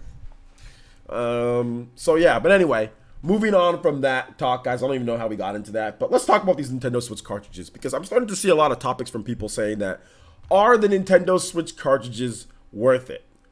Should Nintendo went this route? Should Nintendo have done this? Oh my, yo, G-Wall. What's G-Wall? What's good? With another almost Toby Buster. Let's go. That's the 20. That's pretty much Toby Blaster at this point. So that is a Toby Blaster. My dude G-Wall doubling up, going up to 20. Let's go, man. Thank you so much, G-Wall. Appreciate that. And he says, thanks for bringing the content. As always, I appreciate it. Bro, I appreciate you. I appreciate you with the support tonight. Two Toby Blaster, or two almost Toby Blasters, making an actual Toby Blaster 420, making you the top stream ninja, and of course the stream boss right over here with that full HP. So thank you, man. I appreciate that. You guys give some love to G Wall once again, doubling up on there with the $20. Appreciate it, man. And yeah, I'm happy to bring you guys the content every single day. We always doing it right here on Player Essence, man. So I appreciate that, man. Thank you. Thank you so much, man. I really do appreciate that. Once again, you guys give some love. Give some love over to G Wall in the chat. Yo, what's up, Anthony Rudd? How you doing today, my boy? So let's talk about these Switch cartridges. And to me, every single time that somebody says, oh, they're not worth it, all I got to do is take out the Switch right here and say, well, look what I'm doing. I'm turning on my Switch, and I am sitting here, and I am about to play Cuphead while I'm streaming this game. The fact that I can sit there, or the fact that some of you guys probably have your Nintendo Switches out right now at this point, and you guys are playing, sitting back, relaxing, listening to the podcast or listening to the live stream and playing the Nintendo Switch anywhere that you want in your house, that pretty much tells me that Nintendo made the right decision. When I can sit there and I can take this and just be like, yo, look at this. Look at this cartridge that I can take anywhere that I want. Or look at this system that has a game like Hellblade. Look at the graphics of a Hellblade. Or look at the game like a Smash Brothers. And you can play that anywhere that you want with the controls that you want, tabletop mode and all that. To me, that just says, yep, they made the right decision. There are going to be road bumps or speed bumps. There are going to be pitfalls. This is not an easy track, guys. When you innovate, when you do something new to the market, it's not easy. Not everybody's going to be on board. Not everybody's going to believe in you. But that doesn't mean you shouldn't do it. That doesn't mean you shouldn't take the chance. That doesn't mean you shouldn't make some sacrifices. And there's definitely sacrifices that Nintendo made. Sacrifices that not everybody's going to agree with. Not everybody here is even going to agree with. Some of you guys rather have a big box just sitting down and to where you can say, well, I'm going to play my favorite game on my favorite box that says Nintendo or whatever the case is. The online's still not going to be anywhere near as good as your other boxes that you can play it on, but you play it because you guys like Nintendo the most or whatever the case is. But for me, I don't mind playing another game. I've already gotten past that whole this needs to be on Nintendo if it's this graphics or whatever the case is. What comes, comes. What doesn't come, doesn't come. I've got my stupid boxes that I can sit there, and I'm saying stupid boxes in general, not necessarily like Microsoft or Sony are stupid, but I'm just saying I've got my boxes that I can play the best graphics, Xbox One X or PlayStation 4 Pro. I've got both of those. I got PS4s and Xbox Ones in like every room in this house nearly, or every room that I'm in. I got 2 empty rooms, but every room that I'm in, my bedroom, the living room, and this room, my office, I got Xbox and PlayStations everywhere. So it's like, it's not a big deal to me. But for me, being able to kind of play not only here, but anywhere, lying down comfortably and have like that own personal screen, to me, it was worth it with the cartridges. And to be able to at least salvage, like I said before my past stream, having this type of media back when you actually put the game you know, in the system and the whole game was on there. Like I said, there's some issues right now with the cartridge sizes, but once they get everything cleared up, imagine the future. Imagine the future of this, like when they finally get the sizes cleared up, imagine what they can do. And it doesn't even, like, let me tell y'all something that's interesting about Super Nintendo games. Let me tell y'all something that's very interesting. In the future, developers can actually make games that run better and are more efficient than what you would expect from the system, depending on the power of the system. Let me give you guys an example of this. There was Super Nintendo. They used to have these like the FX chips. They used to have some of these chips that were built into the cartridges that actually allowed you to do things that maybe weren't possible on the base Super Nintendo itself. Mega Man was one of those games. I think Mega Man X3. There's some other games too. I think Super Mario RPG 2.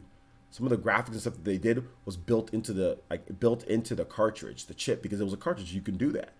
That's the type of stuff that you can do with the cartridge that you can't do with optical media. You know what I'm saying? So in the future, when developers perfect this, when Nintendo perfects this cartridge format, when the prices go down and they can literally do extra things like that, imagine the type of cool stuff that they can do and add in on top of whatever the next big Switch is, like the next Switch 2 or Switch 3. It's fascinating, bro. Like going back to cartridge media is fascinating. And I know they never did it with the 3DS, but there was no reason to do it.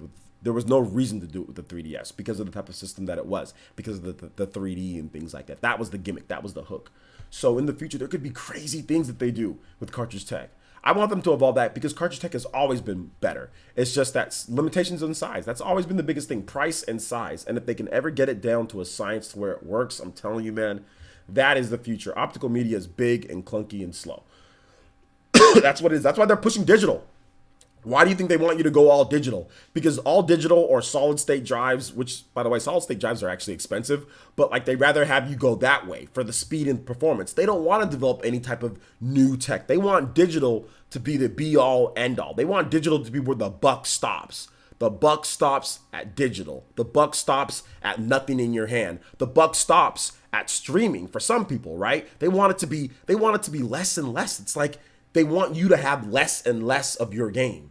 First, it was physical games. Now it's like, okay, well, here's digital games. Okay, well, now it's here like, okay, well, now here's digital games, or here's physical games, but the game installs to your hard drive and it's a DRM disk. Oh, well, now here's streaming. Now you don't even have a game that's actually even running on there. It's streaming. They just want to take away and take away and take away till you literally have nothing, to where you wake up and the game it's programmed to your eye, or when you think about it, the cloud is your head. And when you think about the game, that's how you play it. You don't even play the game anymore. You think about it in your head and you're playing the game in your head and you're just chilling. I'm telling you, that's what they want. At the end of the day, that's what they're gonna do, dude. And I know I sound like a crazy dude with the tinfoil hat on, but I'm making a joke here. But I'm just sitting here. They literally don't want you to own anything. I'm telling you, man. This is how they get you, and that's the reason why I'm really pushing for this cartridge tech. And I don't care who did it. I don't care who does it. If Sony was the one that said we're doing a hybrid device and it's cartridge tech, I praise them for using PS Vita cartridges. Like, hey, good job, Sony. You guys changed from stupid UMDs to cartridges. The tech's better. They just needed more games with the PS Vita, but I bought another PS Vita. It's right behind me. You guys can see it right behind there, the blue one. That way? Yeah, right behind me there. So, I mean, like, you know, it doesn't matter if Sony decided to do that. And Nintendo's doing, I'd be like, yo, optical media, they're making you install games to your hard drive and all this. I mean, like, that was the one cool thing that I loved about the Wii U. Or not the one cool, there was other cool things, but one of the best things about the Wii U is that it used Blu-ray discs. So you didn't install anything. You'd have this big old game that we're on the PS4 and Xbox One, you have to install it and it takes up space. Whereas on the Wii U, you just play it straight off the Wii U. Because it used a custom version of a Blu-ray disc that was faster. So you could just play the whole game off of there. How, unfortunately, a lot of open world and RPG games didn't come over because of that limitation with what they're doing, but at the same time, it was still cool. Murdoch Loco says, love cartridges, but these young kids don't understand. I'm okay with buying eShop when it's not on cartridge, but I prefer cartridge over CD Blu-ray. Just old school me. Yeah, it's just the old school in me too, Murdoch Loco. Like, it's just the old school in me as well. I get it. I understand and I get it. You know what I'm saying? Why people like digital. Digital is very convenient. It's very modern and trendy. You know what I'm saying? But eventually, you guys, come on. A lot of you guys are intelligent. You guys are intelligent people. You know, and like you guys got to see what they're trying to do here, right? They're literally trying to. I mean, and I'm not trying to say like they're trying to take away our games. Like, I'm not trying to do that, but they are kind of trying to take away the games. They're trying to say you shouldn't own anything physically. Everything should just be digital, so we can save money and we can charge you the same price. Is it cheaper? No, it's not cheaper. Digital games cost the same. If you buy a digital game off the eShop, this is Nintendo included too, because they want you to buy digital games as well. But they know that they have people that are collectors, so they're like, hey, you know. But like if you buy, let's just say, what's the next big game coming out? If you buy next PS4 game, Days Gone, physical, or if you buy digital, it's still the same price. They don't give you any discount for buying digital, and if they gave you a discount, then I get it. I remember back when Nintendo did their digital deluxe program, that was awesome because it gives you incentive to actually buy digital because you're getting less. You're literally not getting as much. You're not getting something in your hand, So I understand it, but at the same time, like it's a little bit of a scary type of proposition because this is what they want, and now we're going to streaming, So we're going like step by step. They're like taking away. Like I'm not down with that, man. Like. And it has nothing to do with being. I'm just looking at the facts, man. I'm just looking at what's actually happening. Like you can't sit here and tell me that digital or streaming, like that's what you want, like 100%. Like, okay, that's fine. Okay. But hey, man. fight for the digital revolution. fight the digital revolution.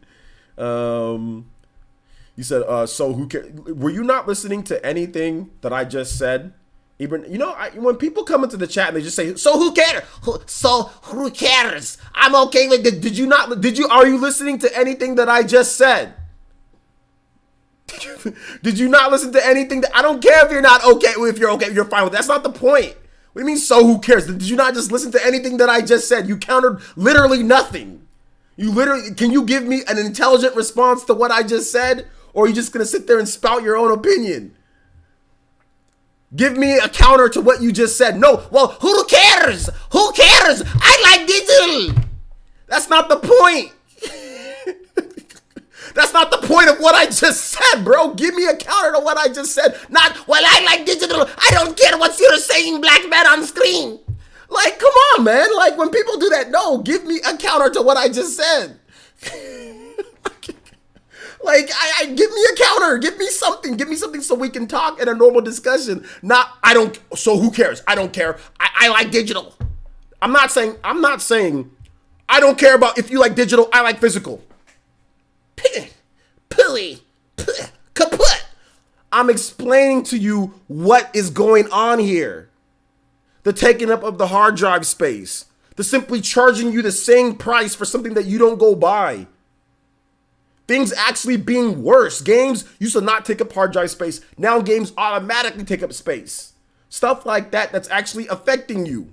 You know what I'm saying? And making you spend more money on SD cards or making the systems cost more because they have to put in a bigger hard drive or whatever the case is. You know what I'm saying? Like, I'm actually talking about stuff that affects you. You're sitting there and saying, oh, well, I don't care about digital. Okay, one of these days, bro, you know what they're going to do? They're going to keep on ballooning these rates of these games. These games are huge. 100 gigabyte games, 200 gigabyte games. They give you a 500 gigabyte hard drive, 2-3 games, your card's all filled up. You got to go buy another a terabyte drive, hook it up to your system. That's so dumb.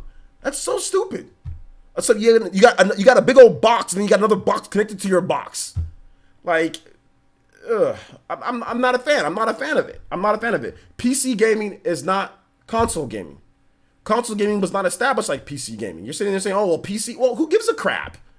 Okay? I mean, if you can say who cares about what I'm saying, but I can say who cares about PC gaming? We're talking about console games here. Since when was PC gaming and console gaming the same thing? Oh, developers want it to be the same thing because they see how much Valve is making, they see how much Steam is making, and how how Gabe Newell's worth $4 billion from all digital, no physical, never shipping anything. Oh, let's get like that.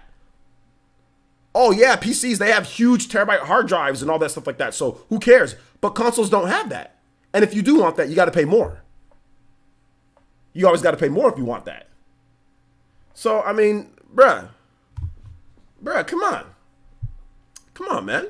I'm a little confused. Doesn't the PS4 and Xbox One use a Blu-ray like Wii U? It does. The Wii U uses a custom. It doesn't use an exact Blu-ray. It uses a custom Blu-ray, a custom Blu-ray disc. So it's faster. So you don't have it. It doesn't. It's not exactly like the way that the PS4 and Xbox One works. That's why you don't install games on Wii U. We're talking about console gaming here, guys. We're not talking about PC gaming. PC gaming and console gaming has been different. Now, if you want PC gaming and console gaming to be the exact same thing, then that's fine. Okay, you want console gaming and PC gaming to be the same thing, but know that there was a basis to where they weren't the same thing. So if there are people that are saying, well, wait a minute, they weren't the same thing, that doesn't make you automatically right because, well, PC does it, so console, well, I guess that's a damn good reason. Guess we should all be like PC, shouldn't we? Well, why even have consoles? Let's just all play PC. Everything be digital. Everything be on... You know what? Why even have different console manufacturers? Let's just everything be on Steam. All digital, all PC, no stores. We just download everything from one store. Brick and mortar retail, done. Collecting books, collecting stuff for your physical cartridge, done. Nope, doesn't matter. Everything digital. Hard drives, biggest ones in the world. Yo, shout outs to David Drayton with the Toby! Let's go. David Drayton swooping in. Like the Hokage says, Don King, not David, donated $20 and says, gather around. I got $100 on a debate between OJ and a challenger from the chat. Must show face, must be live. Winner gets the full prize. I'm not trying to sit here and call them out hardcore. I'm not trying to do that. I'm trying to I'm trying to sit there, and when people say, well, I don't care about what, I mean, thank you, David. I appreciate it. Let me get your name up here on the top stream. I appreciate that. But when people just sit there and say, well, I don't care what you think. This is what about what I think. PC does it. That's not a legitimate response to the concerns that I brought up. Like, you've got to be able to think on a little bit higher level here, guys. Like, that's not a legitimate response. You know, PC does it, so it's okay. But what if you had a problem with PC gaming back? Because, like, PC gaming's been the same forever, right? Like, you've been sitting there downloading everything digital forever. Well, there used to be physical PC CDs. That was the thing. But a lot of people just downloaded games when Steam came around. You know? So, I mean, for me, it's like, I don't know, man. It just doesn't make sense when people reply with that type of comment. You know? I'm gonna D King Drayton, D King David, and G Wall with the 20. D King David. No, that doesn't sound right. David. David. Double D. Doesn't sound right either.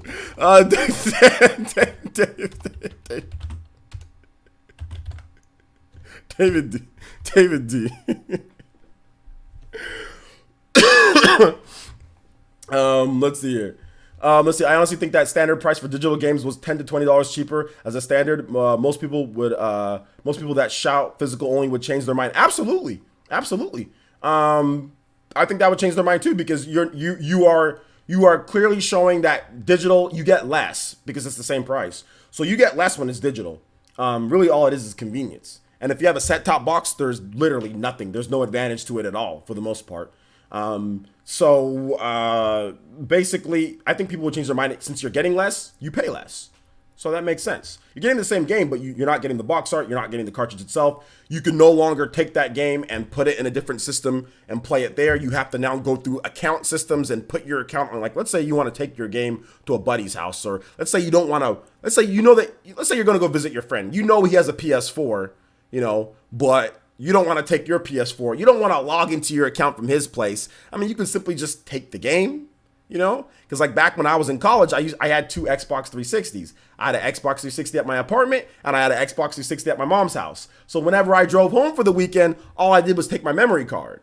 You know, all I did was take my USB flash drive, and then I could sit there and still play my game. Now, if this was all digital, what do I got to do now? I got to sign in to log into one account, log into another account, download it both on the same one. It's just much easier when you have a physical cartridge, you know? Or if you have like cloud saves, right? Like Steam does it, like I guess with cloud saves. Like if you're on a different PC, but I mean, like chances are you're not gonna have another PC with somebody, you know? Like you have to log in through everything. Whereas, you know, for me, I'd rather just have it towards like the physical game. But I mean, I see what you're saying, Jazzy. I think a lot of people would be a lot better with this if the price was cheaper because you're getting less, but the price is the same, you know?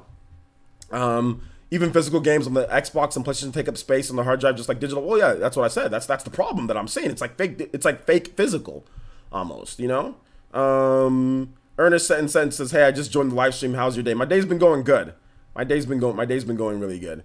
I love both using physical and digital games, though I'm a bit more on the physical side. I love collecting games, but digital through halves is benefits. It's quick convenience for me. Exactly. That's the big benefit is convenience.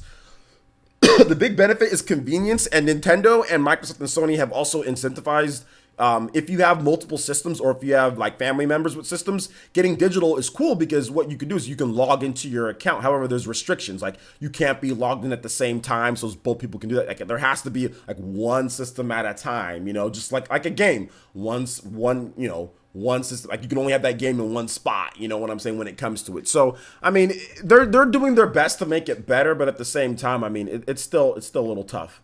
You do the debate, digital versus physical. Oh man, I don't know, Jazzy. That might not end good for you. That might not end good for you. Digital versus physical. There's so many trash things about digital. There's so many. When you read the terms of service on digital, it doesn't lend well for a debate. I'll tell you that right now. Like I read the terms of service on digital games. not very good for a debate. I mean, at the end of the day here, companies can literally take away a game whenever they feel like from you. You don't own anything with digital. You literally don't own a single thing. You own nothing with digital. Literally, like they can just wipe it, which they've done before, by the way. If they feel you've cheated, if they feel you stole, even if you didn't, it's happened where they just wipe your games. Just take them. Oh, you modded, you hacked something, wipe. Snatch, even if you pay for it. Snatch, done. That's not good. They can't snatch. If Nintendo, I'm like, hey, Nintendo, come get it. Come get it. You can't. Reggie, come get it. I'm right here. You can't. They can't take it from you. They can't. But that's unfortunate. Very unfortunate. Digital, there's some very, very shady things that companies can do with digital if they felt like it. The abuse of power, that's the thing that I see. The abuse of power is the issue with digital. And the issue that I have like with Stadia and stuff like that, you know? It's mine. Exactly. Shout out to Double D though. David Drayton, thank you so much for the $20 donation, man. I appreciate that, homie. You really support the village quite a bit. Guys, check out my man Double D. I just noticed you commented on my Twitter page, and I was like, yo, I said, what's up, man? I had to follow you back because I know you don't comment much on Twitter because you're probably busy doing stuff. But yeah, man, thank you. I appreciate it. I had to give you a follow.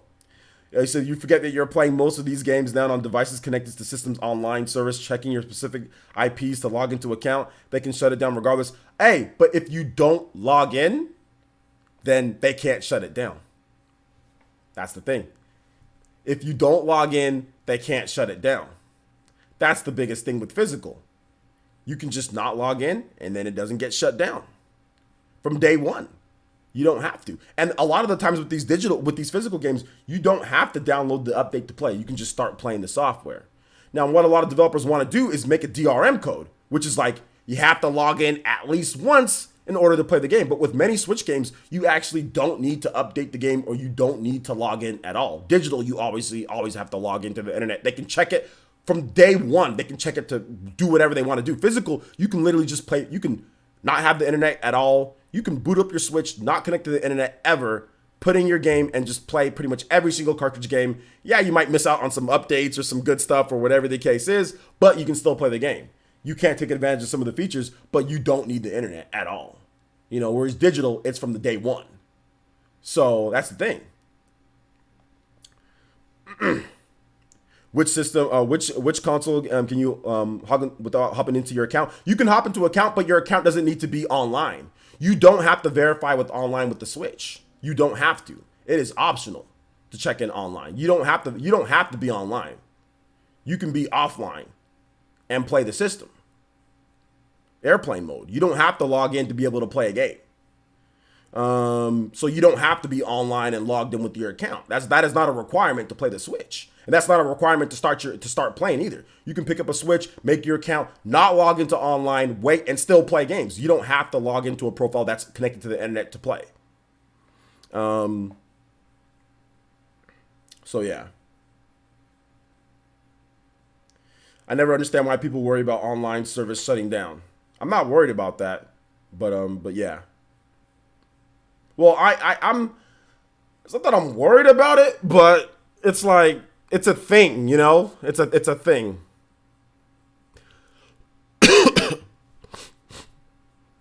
So it's still just a thing. I can play forever my Zelda Breath of the Wild. Exactly. Like I said, but you're not going to be able to take advantage of some of the updates. That's true. You're not going to be able to play online in Super Smash Bros., but you can still play local. Wave Symphony says, what I don't understand is why Xbox makes me sign in to play my disc games. Do I even own them at that point? Nah, you don't. They make you sign in because of a DRM disc. That's why. Because it's a DRM disc. So that's why they make you sign in for that type of stuff. You know, and it's I don't like it. Although I think there are ways for you don't have to be connected to the internet. You can just sign into your profile just so they know who's playing, because sometimes they separate save files by that. So I can understand why they do that. Like, okay, well, if this person's playing, they have a separate save file if the game only has one save file or whatever, if the game is. So, I mean, I can understand that, but you don't have to be logged into the internet to play. So let's see. So you're still not getting the full experience for those reasons too, are you not? It just depends on the game. If the game hasn't had any updates, then you're getting the full experience. If the game has updates, then you're not getting the full experience. But if the game doesn't have any updates, then I mean, if the game's complete and ready to go, then you're getting the full experience right off the bat. I mean, so just kind of, it is what it is. That's why a lot of people like having the full experience, everything ready to go on the cartridge. It just depends. It just varies from game to game.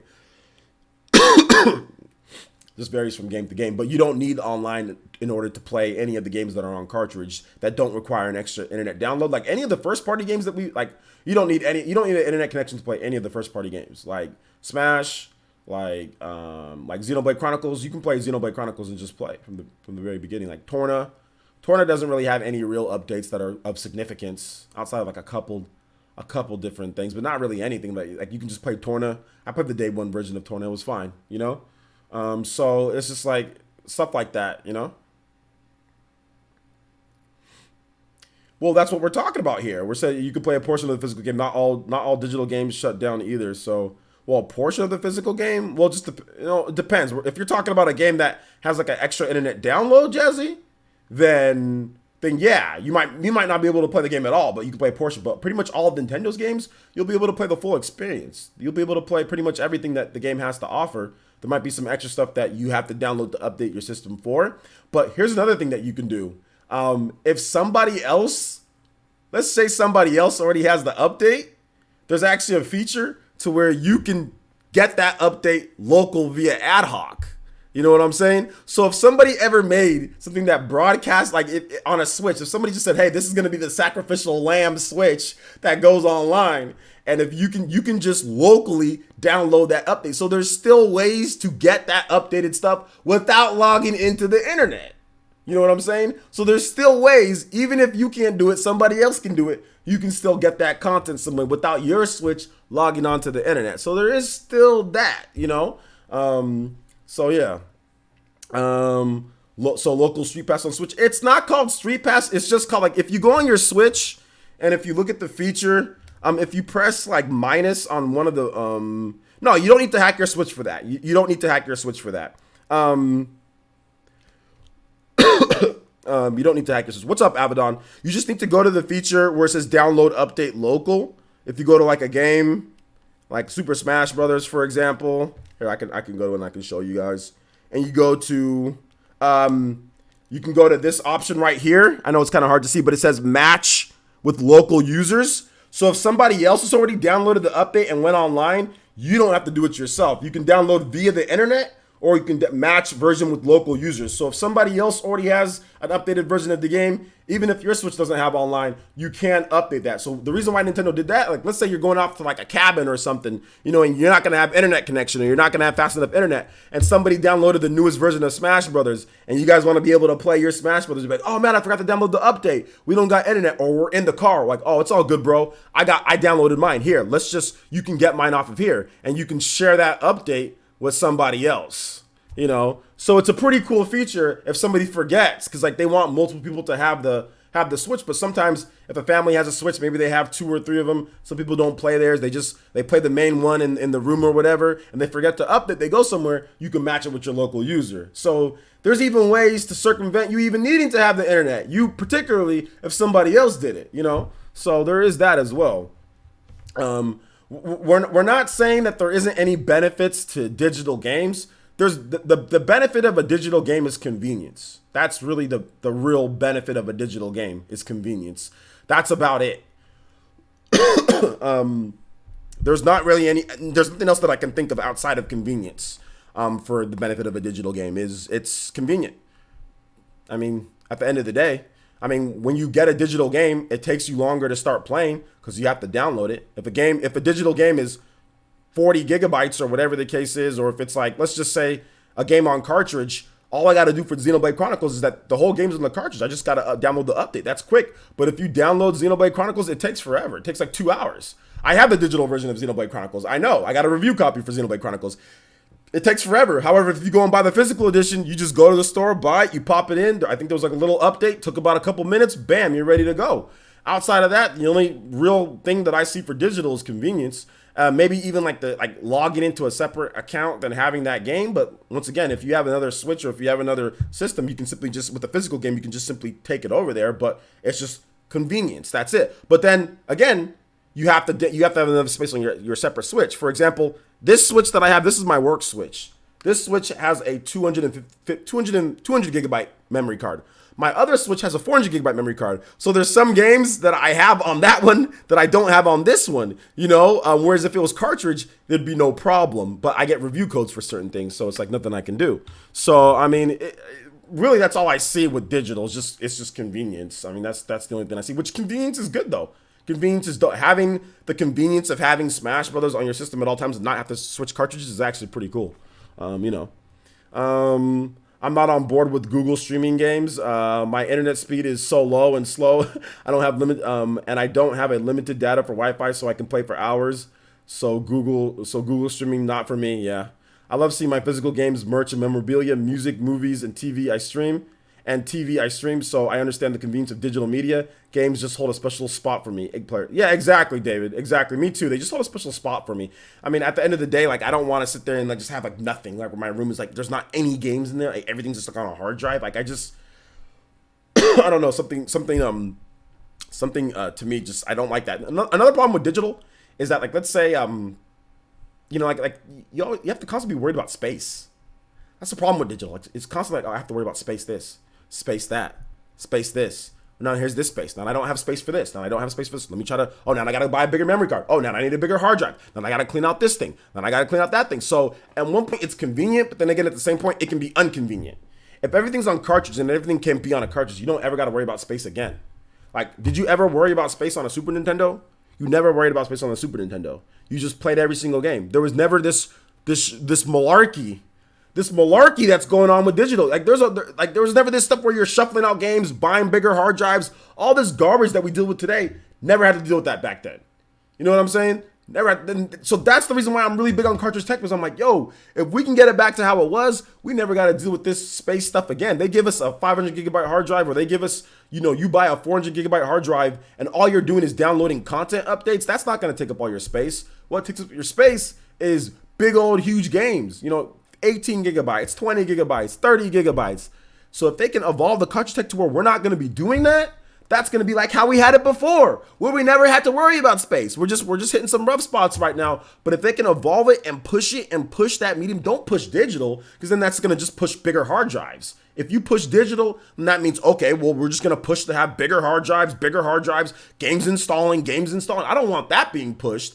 It's cool to have, but that shouldn't be the main focus. The focus should be on making sure that we play games as easy and as fast as possible. And by far, from what I've seen, playing games as easy as fast as possible is cartridge. If you buy a game day one on an eShop, if it's a big game, it's going to take you a couple hours to download. It can take you less than a couple hours to go drive to the store and buy the game. Not as convenient as sitting on your butt and downloading the game, but at least you can go buy the game, come back home in a decent amount of time and play right there. You know what I'm saying? So to me, I feel that cartridges and physical media should be pushed in this way. Now, if we're talking about PS4 and Xbox One, I don't give a damn. It's pretty much digital, right? I'm just talking about Nintendo in this case. Now, if we're talking about PS4 and Xbox One, I have a completely different opinion, because the way that those systems work, it's like, well, they might as well just be digital, right? I mean, why not? I guess that's why so many people were mad that, like, when, what's that game? Wolfenstein Empty Box. This is a digital game. It's not even like a partial download. VC says, as long as I beat the game, I can be okay with possibly losing the game forever. I've lost all my games twice in my life, and WW3 is around the corner. We got a lot more to worry about. World War 3, huh? Well, we'll see about that. Soul Toxin says, another huge benefit for physical is you can resell it as sometimes more than what you paid for it if it becomes rare. Just saying, that's an absolutely amazing point. For digital, you can't resell anything. You're stuck with it, or you just delete it off your hard drive. Physical, at least you have it. At least you can sell it. You can put it on let go, do whatever the case is. Like digital, like you can't sell it. Absolutely. That's actually a big thing, Soul Toxin. I mean, I didn't bring that up, but that's a huge thing about physical that's better than digital. Physical Pie says, I think another benefit for digital is that you can't lose them, but physical, you can easily lose them. Well, I wouldn't say you can easily lose them. You can easily be careless. But if you're not careless, you're not going to easily lose your games. My games sit right there and they just stay there. You know what I'm saying? I'm not going to lose anything. My PS4 disc isn't going to, now you can get jacked, but then your system gets jacked too. I mean, if somebody steals your Switch with all your digital games, I mean, that's true. You can download your profile again and get those games back. I guess with physical, you lose them forever. So there is that problem. But I mean, we're talking into, well, if you get something stolen, if this happens, if that happens, whereas stuff like, not you being able to resell, that's like a fact. That's like a fact from day one. People sell their games all the time, like most people aren't going to sell a digital collection of games. I mean, like that's just not going to happen, Deadlock 7 says, I know it's music, but it proves a point. HMV stopped getting new music releases for 2 months or so this year. Instantly, online new CDs went nearly double the price, even some MP3s. Yeah, there you go. We keep reverting back to old systems that aren't the same thing now. But the thing about it is that the Switch is kind of like reverting back to an old system, though. They're trying to, it's cartridge tech. It's literally the same issues that Switch is having is what cartridges had back in the day. Space limitation. Right, Jazzy? That's the same issues that these companies had. Expensive. This is N64 all over again. The Switch is like with the cartridge stuff, space limitation, size. The reason why Final Fantasy VII didn't come to the N64. Price and space limitation. Those were 2 big key factors. Those are some of the issues that we're dealing with right now. Fortunately for the Switch, we've got SD cards that greatly expand the space. We've got digital, so that's a benefit. Digital is helping not be as bad as the N64 when it comes to some of the things. However, some of the issues and struggles that cartridge tech had is what's going on now. You know what I'm saying? So it's like a hand in hand reverting back to what happened back then, because some of that stuff is happening now. But the benefits of the cartridge tech over what CDs did back then are still very prevalent to this point, right? Faster loading. We're seeing stuff like, once again, physical media owning it. I mean, another thing about it is just like, there's just so many great things that was good with cartridges. And I think that's the reason why Nintendo wanted to bring them back. So, I mean, there's good and bad things. But to me, the good things outweigh the bad things by a lot. I mean, my problem, Jazzy, is that we're turning into Switch is turning into, or systems are going to turn into PC. That's the issue that I see with kind of the all digital revolution, that's kind of going on right now. Like everything's going to turn into a PC. I really don't want that, Jazzy. I really don't want everything installing to a hard drive, where hard drive space is the be all end all for how you play games and when you're going to play, and shuffling hard drive space is the issue. Let the developers worry about space limitations on cartridges and prices. Let them get that figured out so we can simply just play the game the way that it's supposed to be played, everything right there, not have to shuffle games and have this amount of space and constantly be buying SD cards and all that. I want that tech to be evolved to the point to where that's not an issue like the Super Nintendo, or that wasn't an issue like the N64. The developers dealt with that, and that's unfortunate, and I don't want them to have that, but I feel that with modern tech, they can get the prices down. They can increase the sizes. Look at what they're doing with SD tech. It's not the same as what Nintendo Switch uses with cartridges, but look at how fast that tech is moving with micro SD cards. 400 gigabyte micro SD cards for like $50 now, right? $50 to $60, something like that. Dude, like that's crazy. You know what I'm saying? So imagine what they can do in 3, 4, 5 years from now with cartridge tech if they push it. Now, if they go the Microsoft and Sony route and they don't want to evolve Blu-ray, they want to make everything digital only, they're gonna lame out. They're gonna lame out, and you know what they're gonna do? Oh well, you can buy a physical edition, but oh yeah, it's a DRM disc. It's literally a coaster at that point. It's a check. It's a checkpoint. The game's on your hard drive. The only reason why I won't let you do that is because you bought the game physically. It's really almost semantics to the point. Or they don't want you constantly copying the game over and over and over, or it reading that you get one use for this disc, like a PC CD used to be, where it's like, oh, well, you get one use for this disc, or you get 3 uses for this disc before you can't use this disc anymore and install it in any more systems, So they don't want to do that, because that looks like, oh my gosh, that's online only, DRM stuff. So they use it as a DRM check, yet the whole game is on your hard drive. That's what the digital revolution is doing. It's like, oh, well, PC does it. So let's just everything. And they got Microsoft and Sony. Last generation, it was an option. If you wanted optionally to download your games to your hard drive, you can do it optionally to increase the load times or whatever the case is. But now it's like a requirement. So step by step, they're forcing your hand. And that's the issue that I have, Jazz. Like like I don't want it to become like PC. And that's exactly what it's becoming like. It's becoming like just like PC, and I guess it's just a fundamental difference between, you know, what I'm seeing and what you're seeing. You know, I don't want it to be like PC, whereas you don't care if it becomes like PC. You know, streaming and not owning anything but hardware in your hands is the future. Streaming and not owning anything but hardware in your hands is the future. Well, the future is definitely digital and streaming. That's definitely the future from what developers want it to be. You can fight against it, though. You don't have to be all for it. I mean, I don't buy... The only time that I buy digital games is when I absolutely have to. When it's like the developer doesn't have a physical copy, prices, whatever the case is. But if it's on PS4 and Xbox One, I literally just wait. I don't buy anything digital. I don't ever buy anything digital on the PS4 and Xbox One. Nothing. Not a single thing. Just because I don't want them to believe. I don't want to add to their freaking digital numbers. Now on Switch, you have to buy stuff digital because some stuff just like indie games. Right? I don't buy indie games on PS4 and Xbox One because that's a waste of time, right? So I buy indie games digital on the Switch. But if a game is physical, I'll buy it physical. I'll even wait if I have to. Like Final Fantasy Maxima, I didn't buy the game digital. I just waited. Like I will do whatever I need to do personally for me to make sure that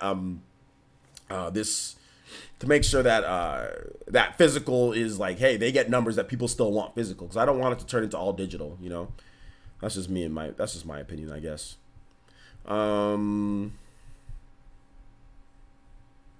Let's see. This might be the last gen for physical Nintendo games. Maybe one more gen, but I see all digital by 2030. Well, I mean, I don't know, man. We'll have to wait and see. I see Nintendo kind of bucking the trend and maybe going more than that. But we'll have to wait and see. Even if they have to Switch tax us, but that wouldn't be a good thing. Never lost a cartridge. They stay in my Switch case. Yeah, if you're responsible and take care of your stuff, you should never lose one. But they are small. Calvin Rio says, "Hi players, it's a great stream like always." Yeah, it's a pretty interesting stream. Pretty interesting stream today. Although that's 2 hours, so we're a little bit over on time. But you guys know I get passionate about this stuff with this type of talk. But we'll have to wait and see.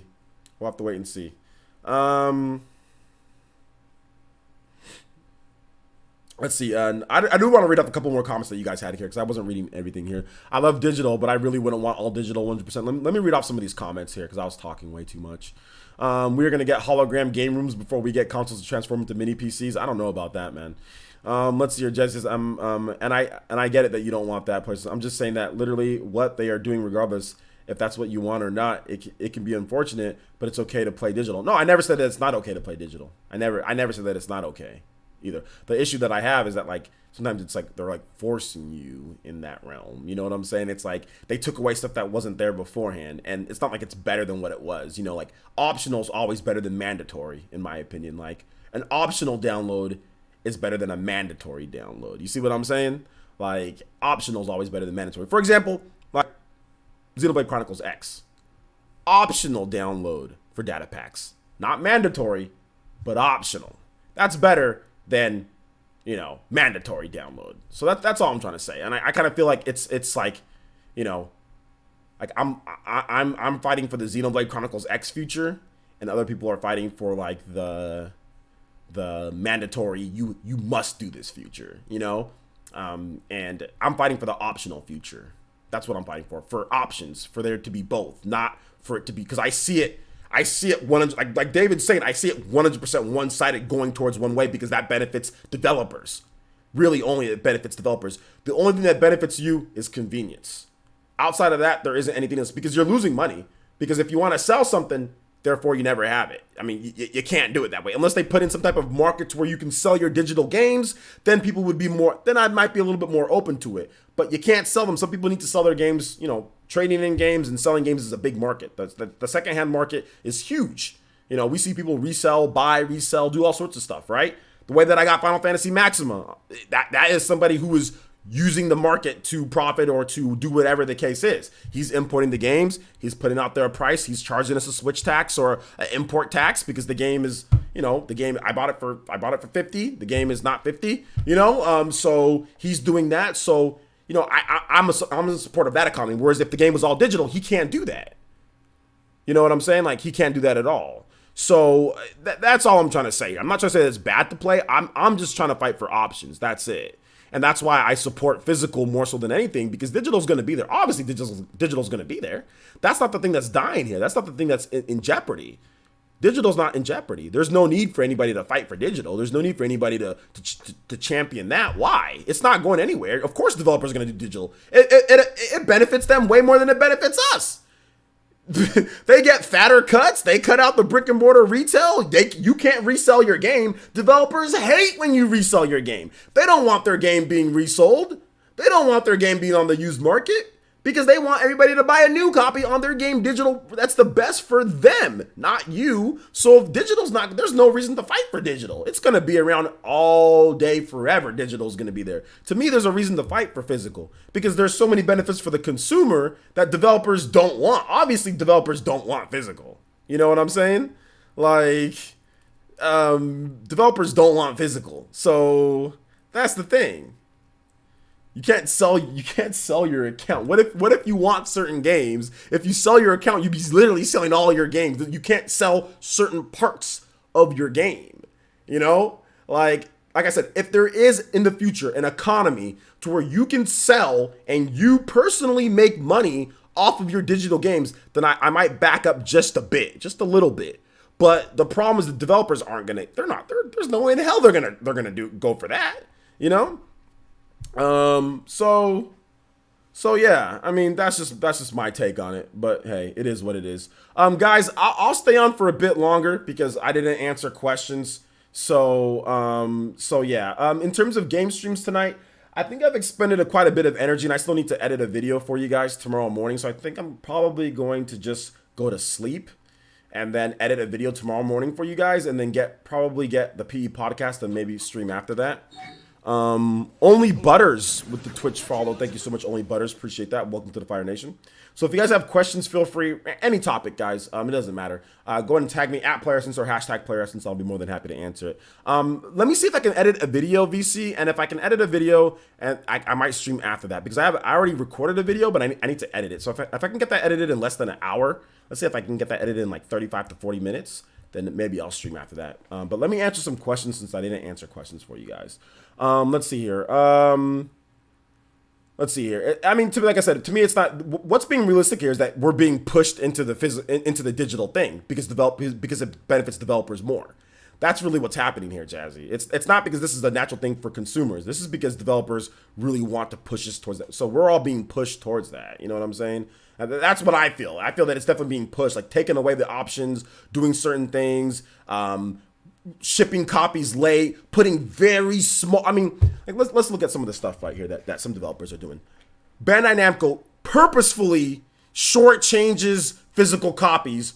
Oh, we had a sellout. Wow, our game sold out. Hey, if you want the game, go buy a digital copy. Oh, if you want more copies, oh, looks like we sold out. There's no more. The digital store has all that you need. Undercutting shipments on purpose. You know, doing scumbag things. You know what I'm saying? Like doing scumbag stuff to sit there to push us to digital. Like this is the type of stuff that they're doing. You know what I'm saying? Like making exclusive FIFA Ultimate Team stuff, EA, doing all these. Like these are the type of things that they're doing to kind of push us towards digital. You know, and not, you know, so it's stuff like that, man. But anyway, Farhan, Hilmi, thank you so much for the subscription. Welcome to the village, my boy. Appreciate that. Hopefully you're enjoying the good discussion here. Let's see here. Erdison says, do you think Astral Chain can be released side by side with the Nintendo Switch Pro? Yeah, I talked about that in a video where might be around the same time. So yeah, I think it's possible. Kelvin Nero says, I agree with it. Physical's cool. The Dude Simon says, any chance for Cuphead to come to the PS4 now that it's on the Switch? There's always a chance, but I don't know if it will, though. I don't know if it will. But yeah, there's always a chance it could. Dave Gaming says, we need cartridges that match size like a micro SD card.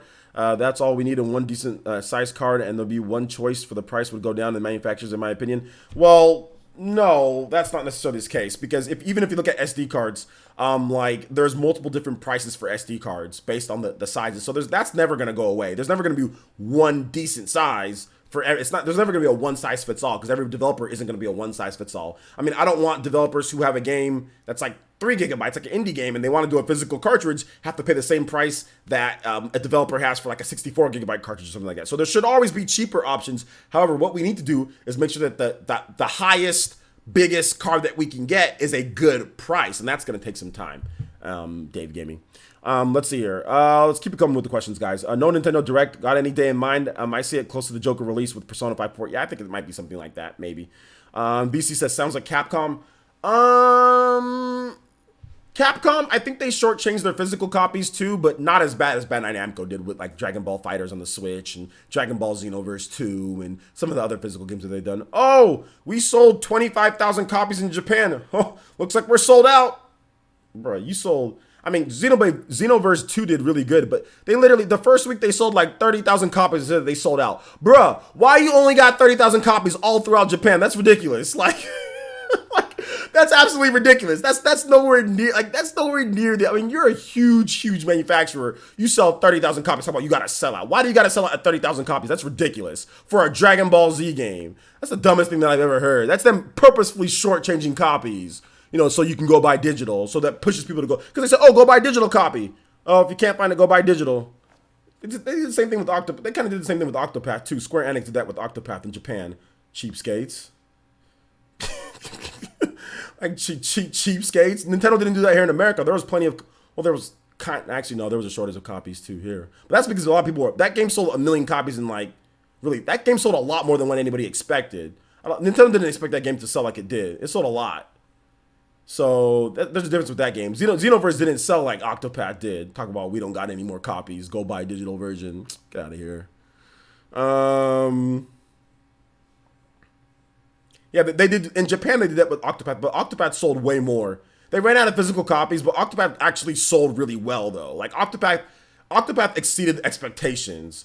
Like Xenoverse didn't exceed any expectations. Like what do they expect to sell? Like 5 physical versions of the game? Come on, man. 30,000 copies for all of Japan? That's ridiculous. More like they never had it. They had expectations. They definitely had more expectations than that. The freaking Bandai Namco president said that like, we underestimated. We're not going to do that in the future. He knew what he was doing. They knew what they were doing in 2017. They knew what they were doing. They knew that they can shortchange it and more people would buy digital. And of course, the Japanese eShop charts. What happened after Xenoverse 2 was sold out and they didn't have copies? eShop sales went up. eShop sales game went up on the eShop sales in Japan. Of course. Oh, because there's no physical copies for people to buy in Japan. Oh, that's why digital sales went up. Okay, yeah. Oh, oops. We didn't know. I don't buy that. I don't buy that.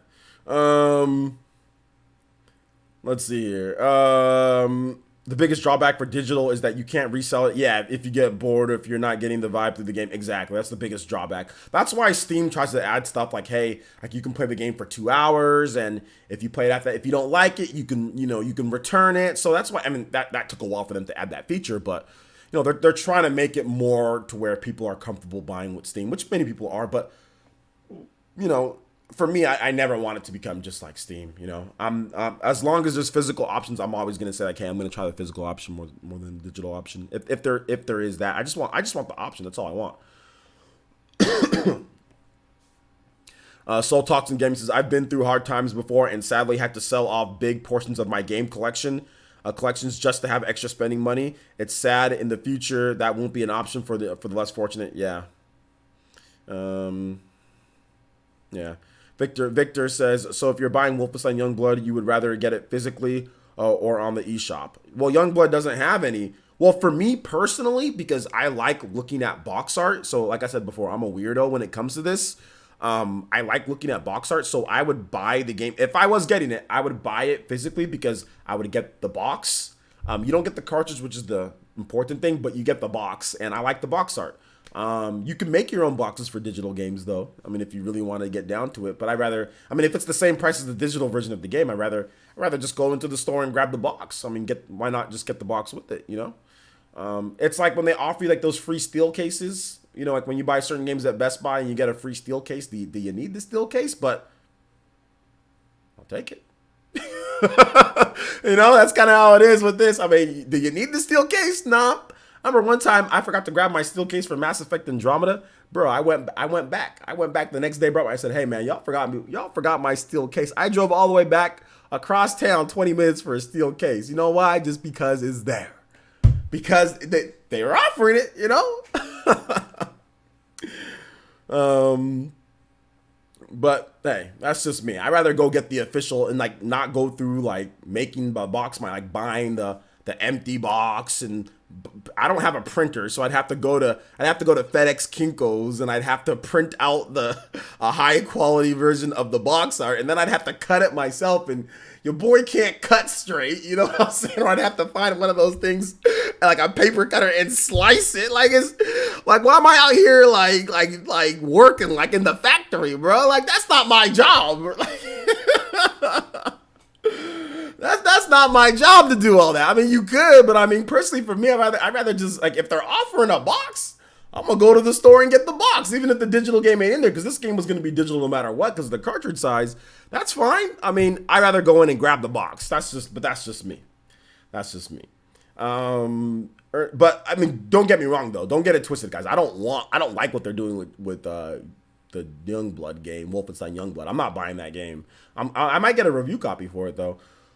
But I hate that game though, so I might give it away. If I did get one, I might just give it away in a promotion or something. Now I probably won't get one at all, now that I said that.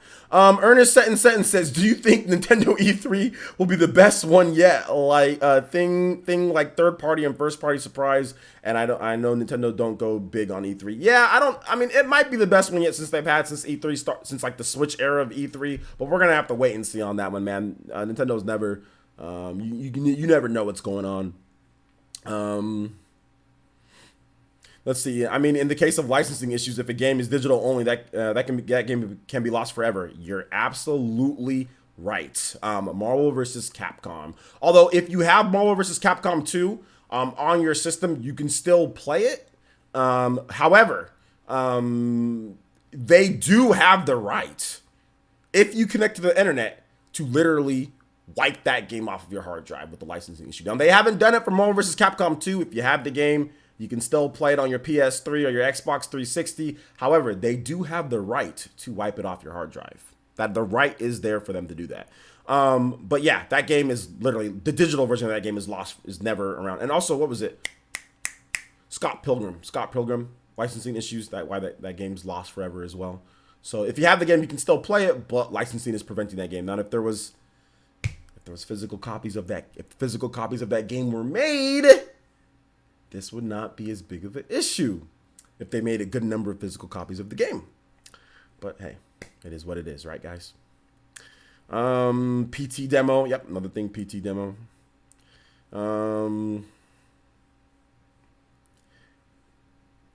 Any game with the old licensed music they don't renew, gone. Yeah. Absolutely. Yeah. Yeah, like I said, Scott Pilgrim. Yeah, Scott Pilgrim was another game.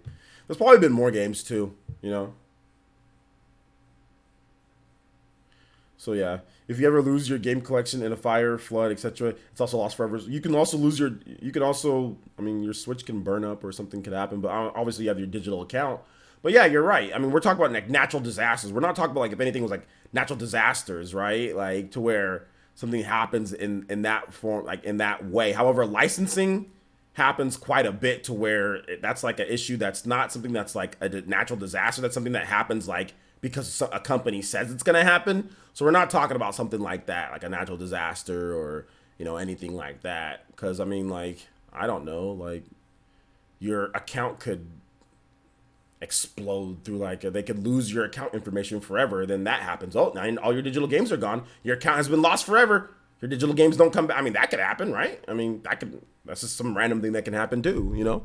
Like, which has happened, by the way, which has happened to people before. They just lose their account forever. They lost all their digital games. I mean, so, I mean, that's also a thing as well. If your Switch gets stolen. So there's all sorts of things that can happen abnormally.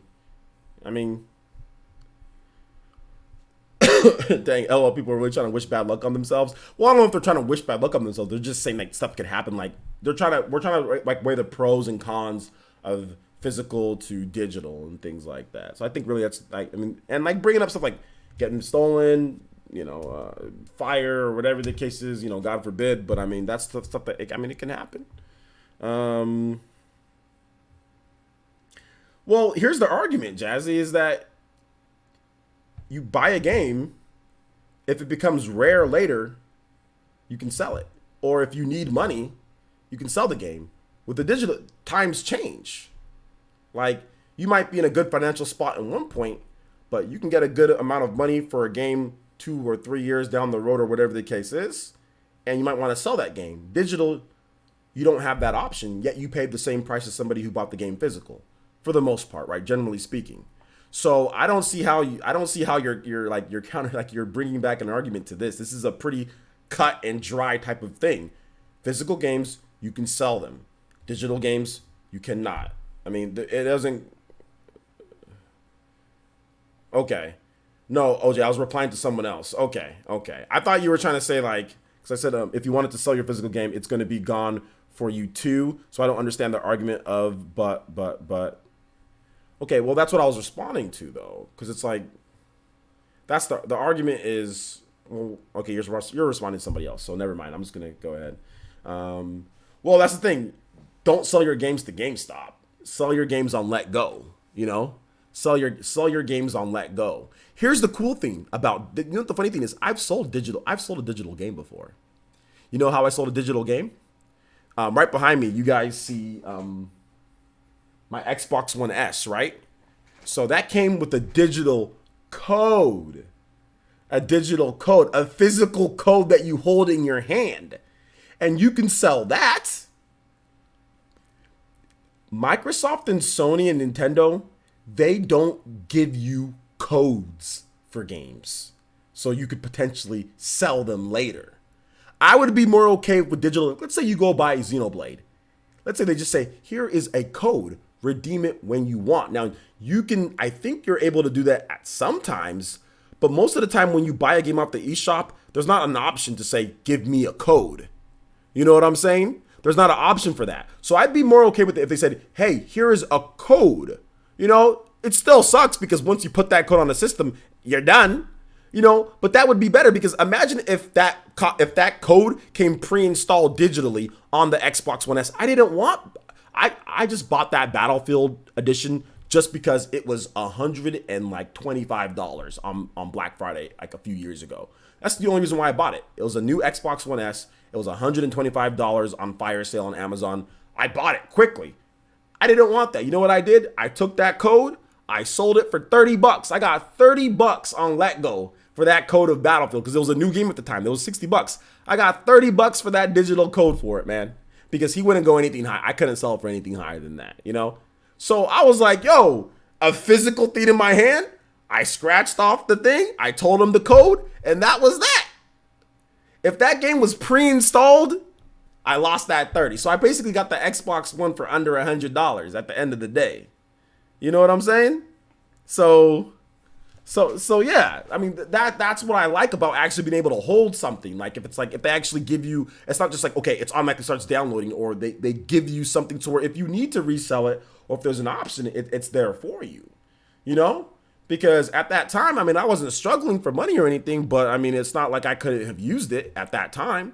2016, I had just gotten fired from one of my previous jobs. I started up my new job at a huge, severe pay cut. A big pay cut. We're talking like 50% pay cut from what I was getting before. Actually, more than that, because I was about to get promoted. So yeah, it was a big pay cut. Way less hours too. Wait, no, big pay cut, more hours, but big pay cut. More hours, but big pay cut. That was the problem. So I was making way less back in 2016. So I mean, I could use it, and like I was paying for all the bills here. I was paying for everything. I barely had enough money. Like after my paychecks, it would be like I'd have like $100 left over. So I had enough money for food and maybe some stuff that my daughter wanted. Other than that, paying for the internet, paying for the house, paying mortgage, paying for everything. So I really didn't have anything left over. So I could use it at that time. I could use it, So yeah. From a scale of 1 to 10, how likely is Steve from Minecraft going to be in Smash? A 1. DJ King Games says, I don't know if a Humble Bundle gives codes. They do. Humble Bundle gives codes. They do give codes, so you can give them away or whatever the case is. I've ordered off Humble Bundle many times for giveaways and stuff, and yeah, they give you codes. Because it's usually for like sometimes it's various systems. They don't because it's not directly to your PC, so they just give you a code for it.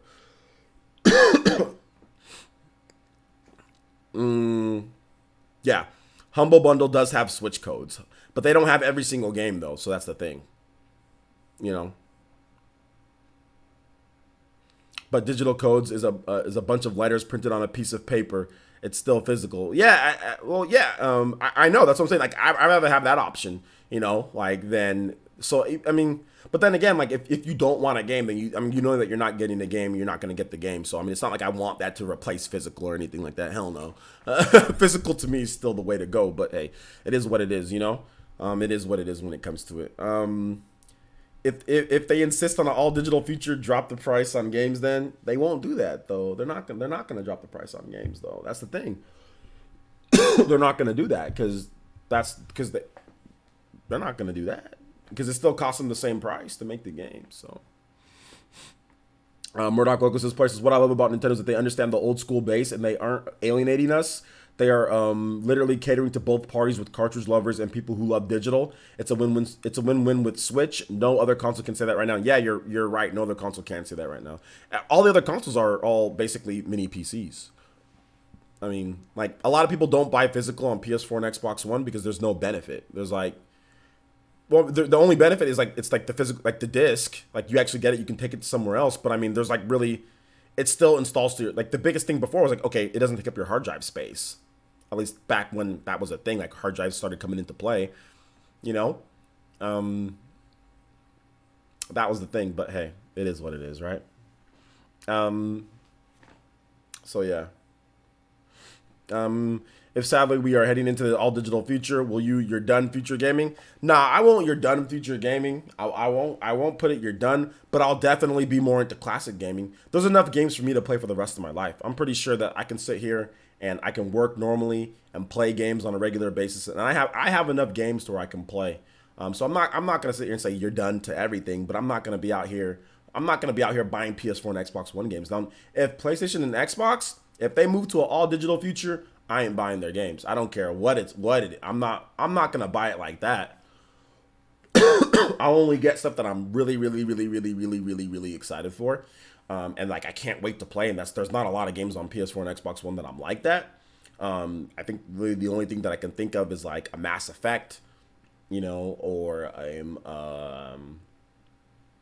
like a Lost Odyssey if that ever comes back. There's very few games. There's a lot of games that I'm really into when it comes to Nintendo, but like a lot of stuff, like for example, like Yoshi or stuff like that. If that was all digital, it's like, okay, well, bye Felicia, I'm done, you know. But like I'd only buy the games that I'm really super excited about. Otherwise, it'd be like review codes from Nintendo. But I'm not gonna sit here and spend my money on just all digital like all day. Like, nah, I ain't gonna do that. Like I buy physical games on PS4 and Xbox One because I like the art. That's why I don't spend anything more. I haven't spent more than $30 on a PS4 and Xbox One game in a long time. I just buy them when they're super cheap. Get them for super cheap at Best Buy, and that's that. And just because I like the box art, that's the only reason why. And I might be interested in playing the game for a little bit. Like Assassin's Creed Odyssey, $20. I'm not paying anything more than $20 for that game. That was my price. I said $20. That's the minimum that I'll pay for any game. And not because it doesn't deserve it, not because it's not worth the price. It's just because I'm not really excited or interested. Like it's not something that I'm like super excited or interested about. Like it's not like I have to play it right away. I don't, you know. Do you have to buy PS5 and Xbox Scarlet for work, OJ? Nah, I don't gotta buy it for work. No, but I mean it'll be nice to have. Is it King Carlos with the 99-cent donation? Thank you so much, King Carlos. I appreciate that. Do appreciate that.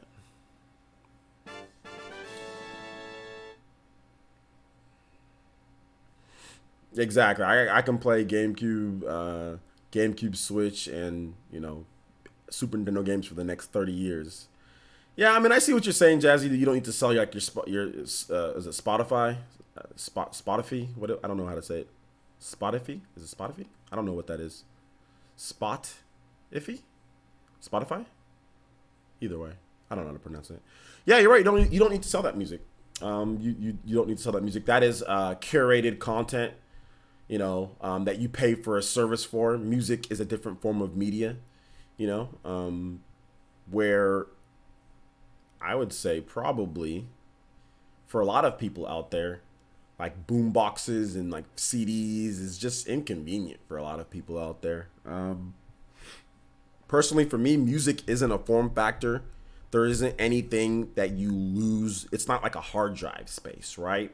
Like your Spotify music and all that, there's a difference between that and like digital media that has effects on what you're doing. For example, that music list, like you said, it's just all online. It's streaming. So that doesn't affect anything with your actual, like how you play, how much RAM or how much stuff. Like it doesn't affect like physical hardware, like a game affects it. Like when you download a digital game, that affects things more so than music. Music is a different form. You don't play it. It's just there. You listen. It doesn't affect the hardware that it's on.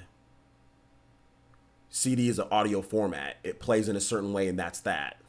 There's no different forms of it outside of it's just music. CD, internet streaming, but there's just something different with it to where you don't necessarily need to sell your music. However, there are people who have collected multiple different records, CDs, and they've sold their collections. So while you might not want to sell what you've got, there are a lot of people who have vinyls who have sold those for ridiculous prices, So that's another thing to think about. Just because you might not want to sell the music that you have, there are other people who did collect and sell. So it just depends. Music is a different type of form. There's a lot of people out there that like to just stream videos, right? Or they just stream TV or whatever the case is. But there's a lot of people that like to collect Blu-rays, for whatever reason. Jordan Fringe is one of those. But I feel that there's a little bit of difference when you're talking about, because like a Blu-ray doesn't take up space on your Blu-ray DVD. You know what I'm saying? Like, or your DVD player. Like when you put in a Blu-ray, it doesn't take up space on something. When you put in a music CD, it doesn't take up space on your boombox or space on your Xbox One or whatever the case is. Like it doesn't. I mean, you can rip the music to your hard drive if you want to, but you don't have to do that. It's optional. So that's the difference for me when it comes to music. And people say, "Oh, well, I don't want to sell that." Well, it doesn't affect your system like it. It doesn't affect it. You know what I'm saying? It's not something where it takes up space or it physically affects it like gaming does. Gaming is a completely different type of form, But I see what you're saying. It's a valid point, but it doesn't work exactly like gaming though. That's the one thing. Now, that's the one thing that I will say. So, but hey, that's just an album on an 8-track. An 8-track? I don't know. Nobody really uses 8-track, but I know DJs still use DJs still use physical media, right? Like records for like scratching turntables. So I mean, I guess it's still used in some point. I know. Like there was a friend of mine that DJ Mike, when I was in high school, and he does shows around town and everything, and he was always big on collecting, which I still think he is at this point. And when I went to my 10-year anniversary, he was DJing our 10-year anniversary high school reunion, and my man had all his just doing all that stuff. So even back, which my anniversary, that was 2015. Yeah, 2015. So, I mean, it was 4 years ago, but even then you can see like the writing was on the wall for like a lot of the stuff like physical media versus digital. PS4 and Xbox One was out at that time. So, I mean, he was still collecting vinyls and still doing his thing with new music with old tracks. But I mean, I guess that's a very isolated type of thing, right? Like a DJ compared to that. So, I mean, so yeah. But either way, I mean, I see what you're saying, I see what you're saying, but it's always, personally for me, if I was into music, I used to collect CDs, even with MP3 players and all this stuff. Like I was big on CDs. I ended up selling all my stuff because I needed money at the time, but I used to collect. I had all of Eminem CDs. I had all of Nappy Roots. I had Michael Jackson CDs. I used to collect all of that. Even back when when I can download them off YouTube or whatever the case. I used to buy music, but I don't buy music anymore. I don't listen to music like that because I just don't care. But I did sell my music collection for a pretty good price. I mean, it was sold for a couple hundred. I had a lot of tracks, man. I had a lot of CDs that I sold. So now that I look back, I'm upset that I sold. I'm upset that I sold it. I should have never sold it. I had so many CDs, man. Like, oh my god. I just want to look at the art now. I just want to look at like the Encore, and I had the Jay-Z Linkin Park. I had a bunch of Linkin Park CDs. I had Metallica. I had Guns N' Roses, AC/DC. Oh my gosh, I had so much CDs back in the day because I used to buy them when they were really cheap. And I ended up selling it for like a few $100s, but man, I should have never sold it. I should have never sold it. I really should have never sold it. I don't know why I did. Oh my gosh. A Captain Planet soundtrack? Yeah. That was my number one thing that I listened to every single time, man. Number one. That was my number one thing. My mom had a lot of CDs, pretty much like every Tupac and Prince album. Yeah, man. Yeah. Yeah, CDs and videos art is great. I still have, man, lucky you, Deadlock, man. I don't have any of those anymore. I literally have no CDs. Ah, man, I wish I still had them. They were nice. Yeah, either way, it is what it is.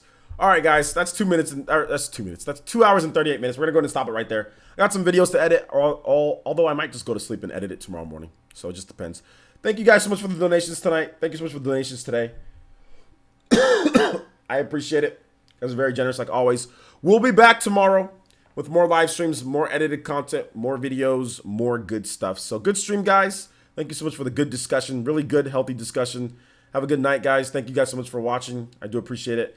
Shout outs to, once again, David Drayton with the $20 donation.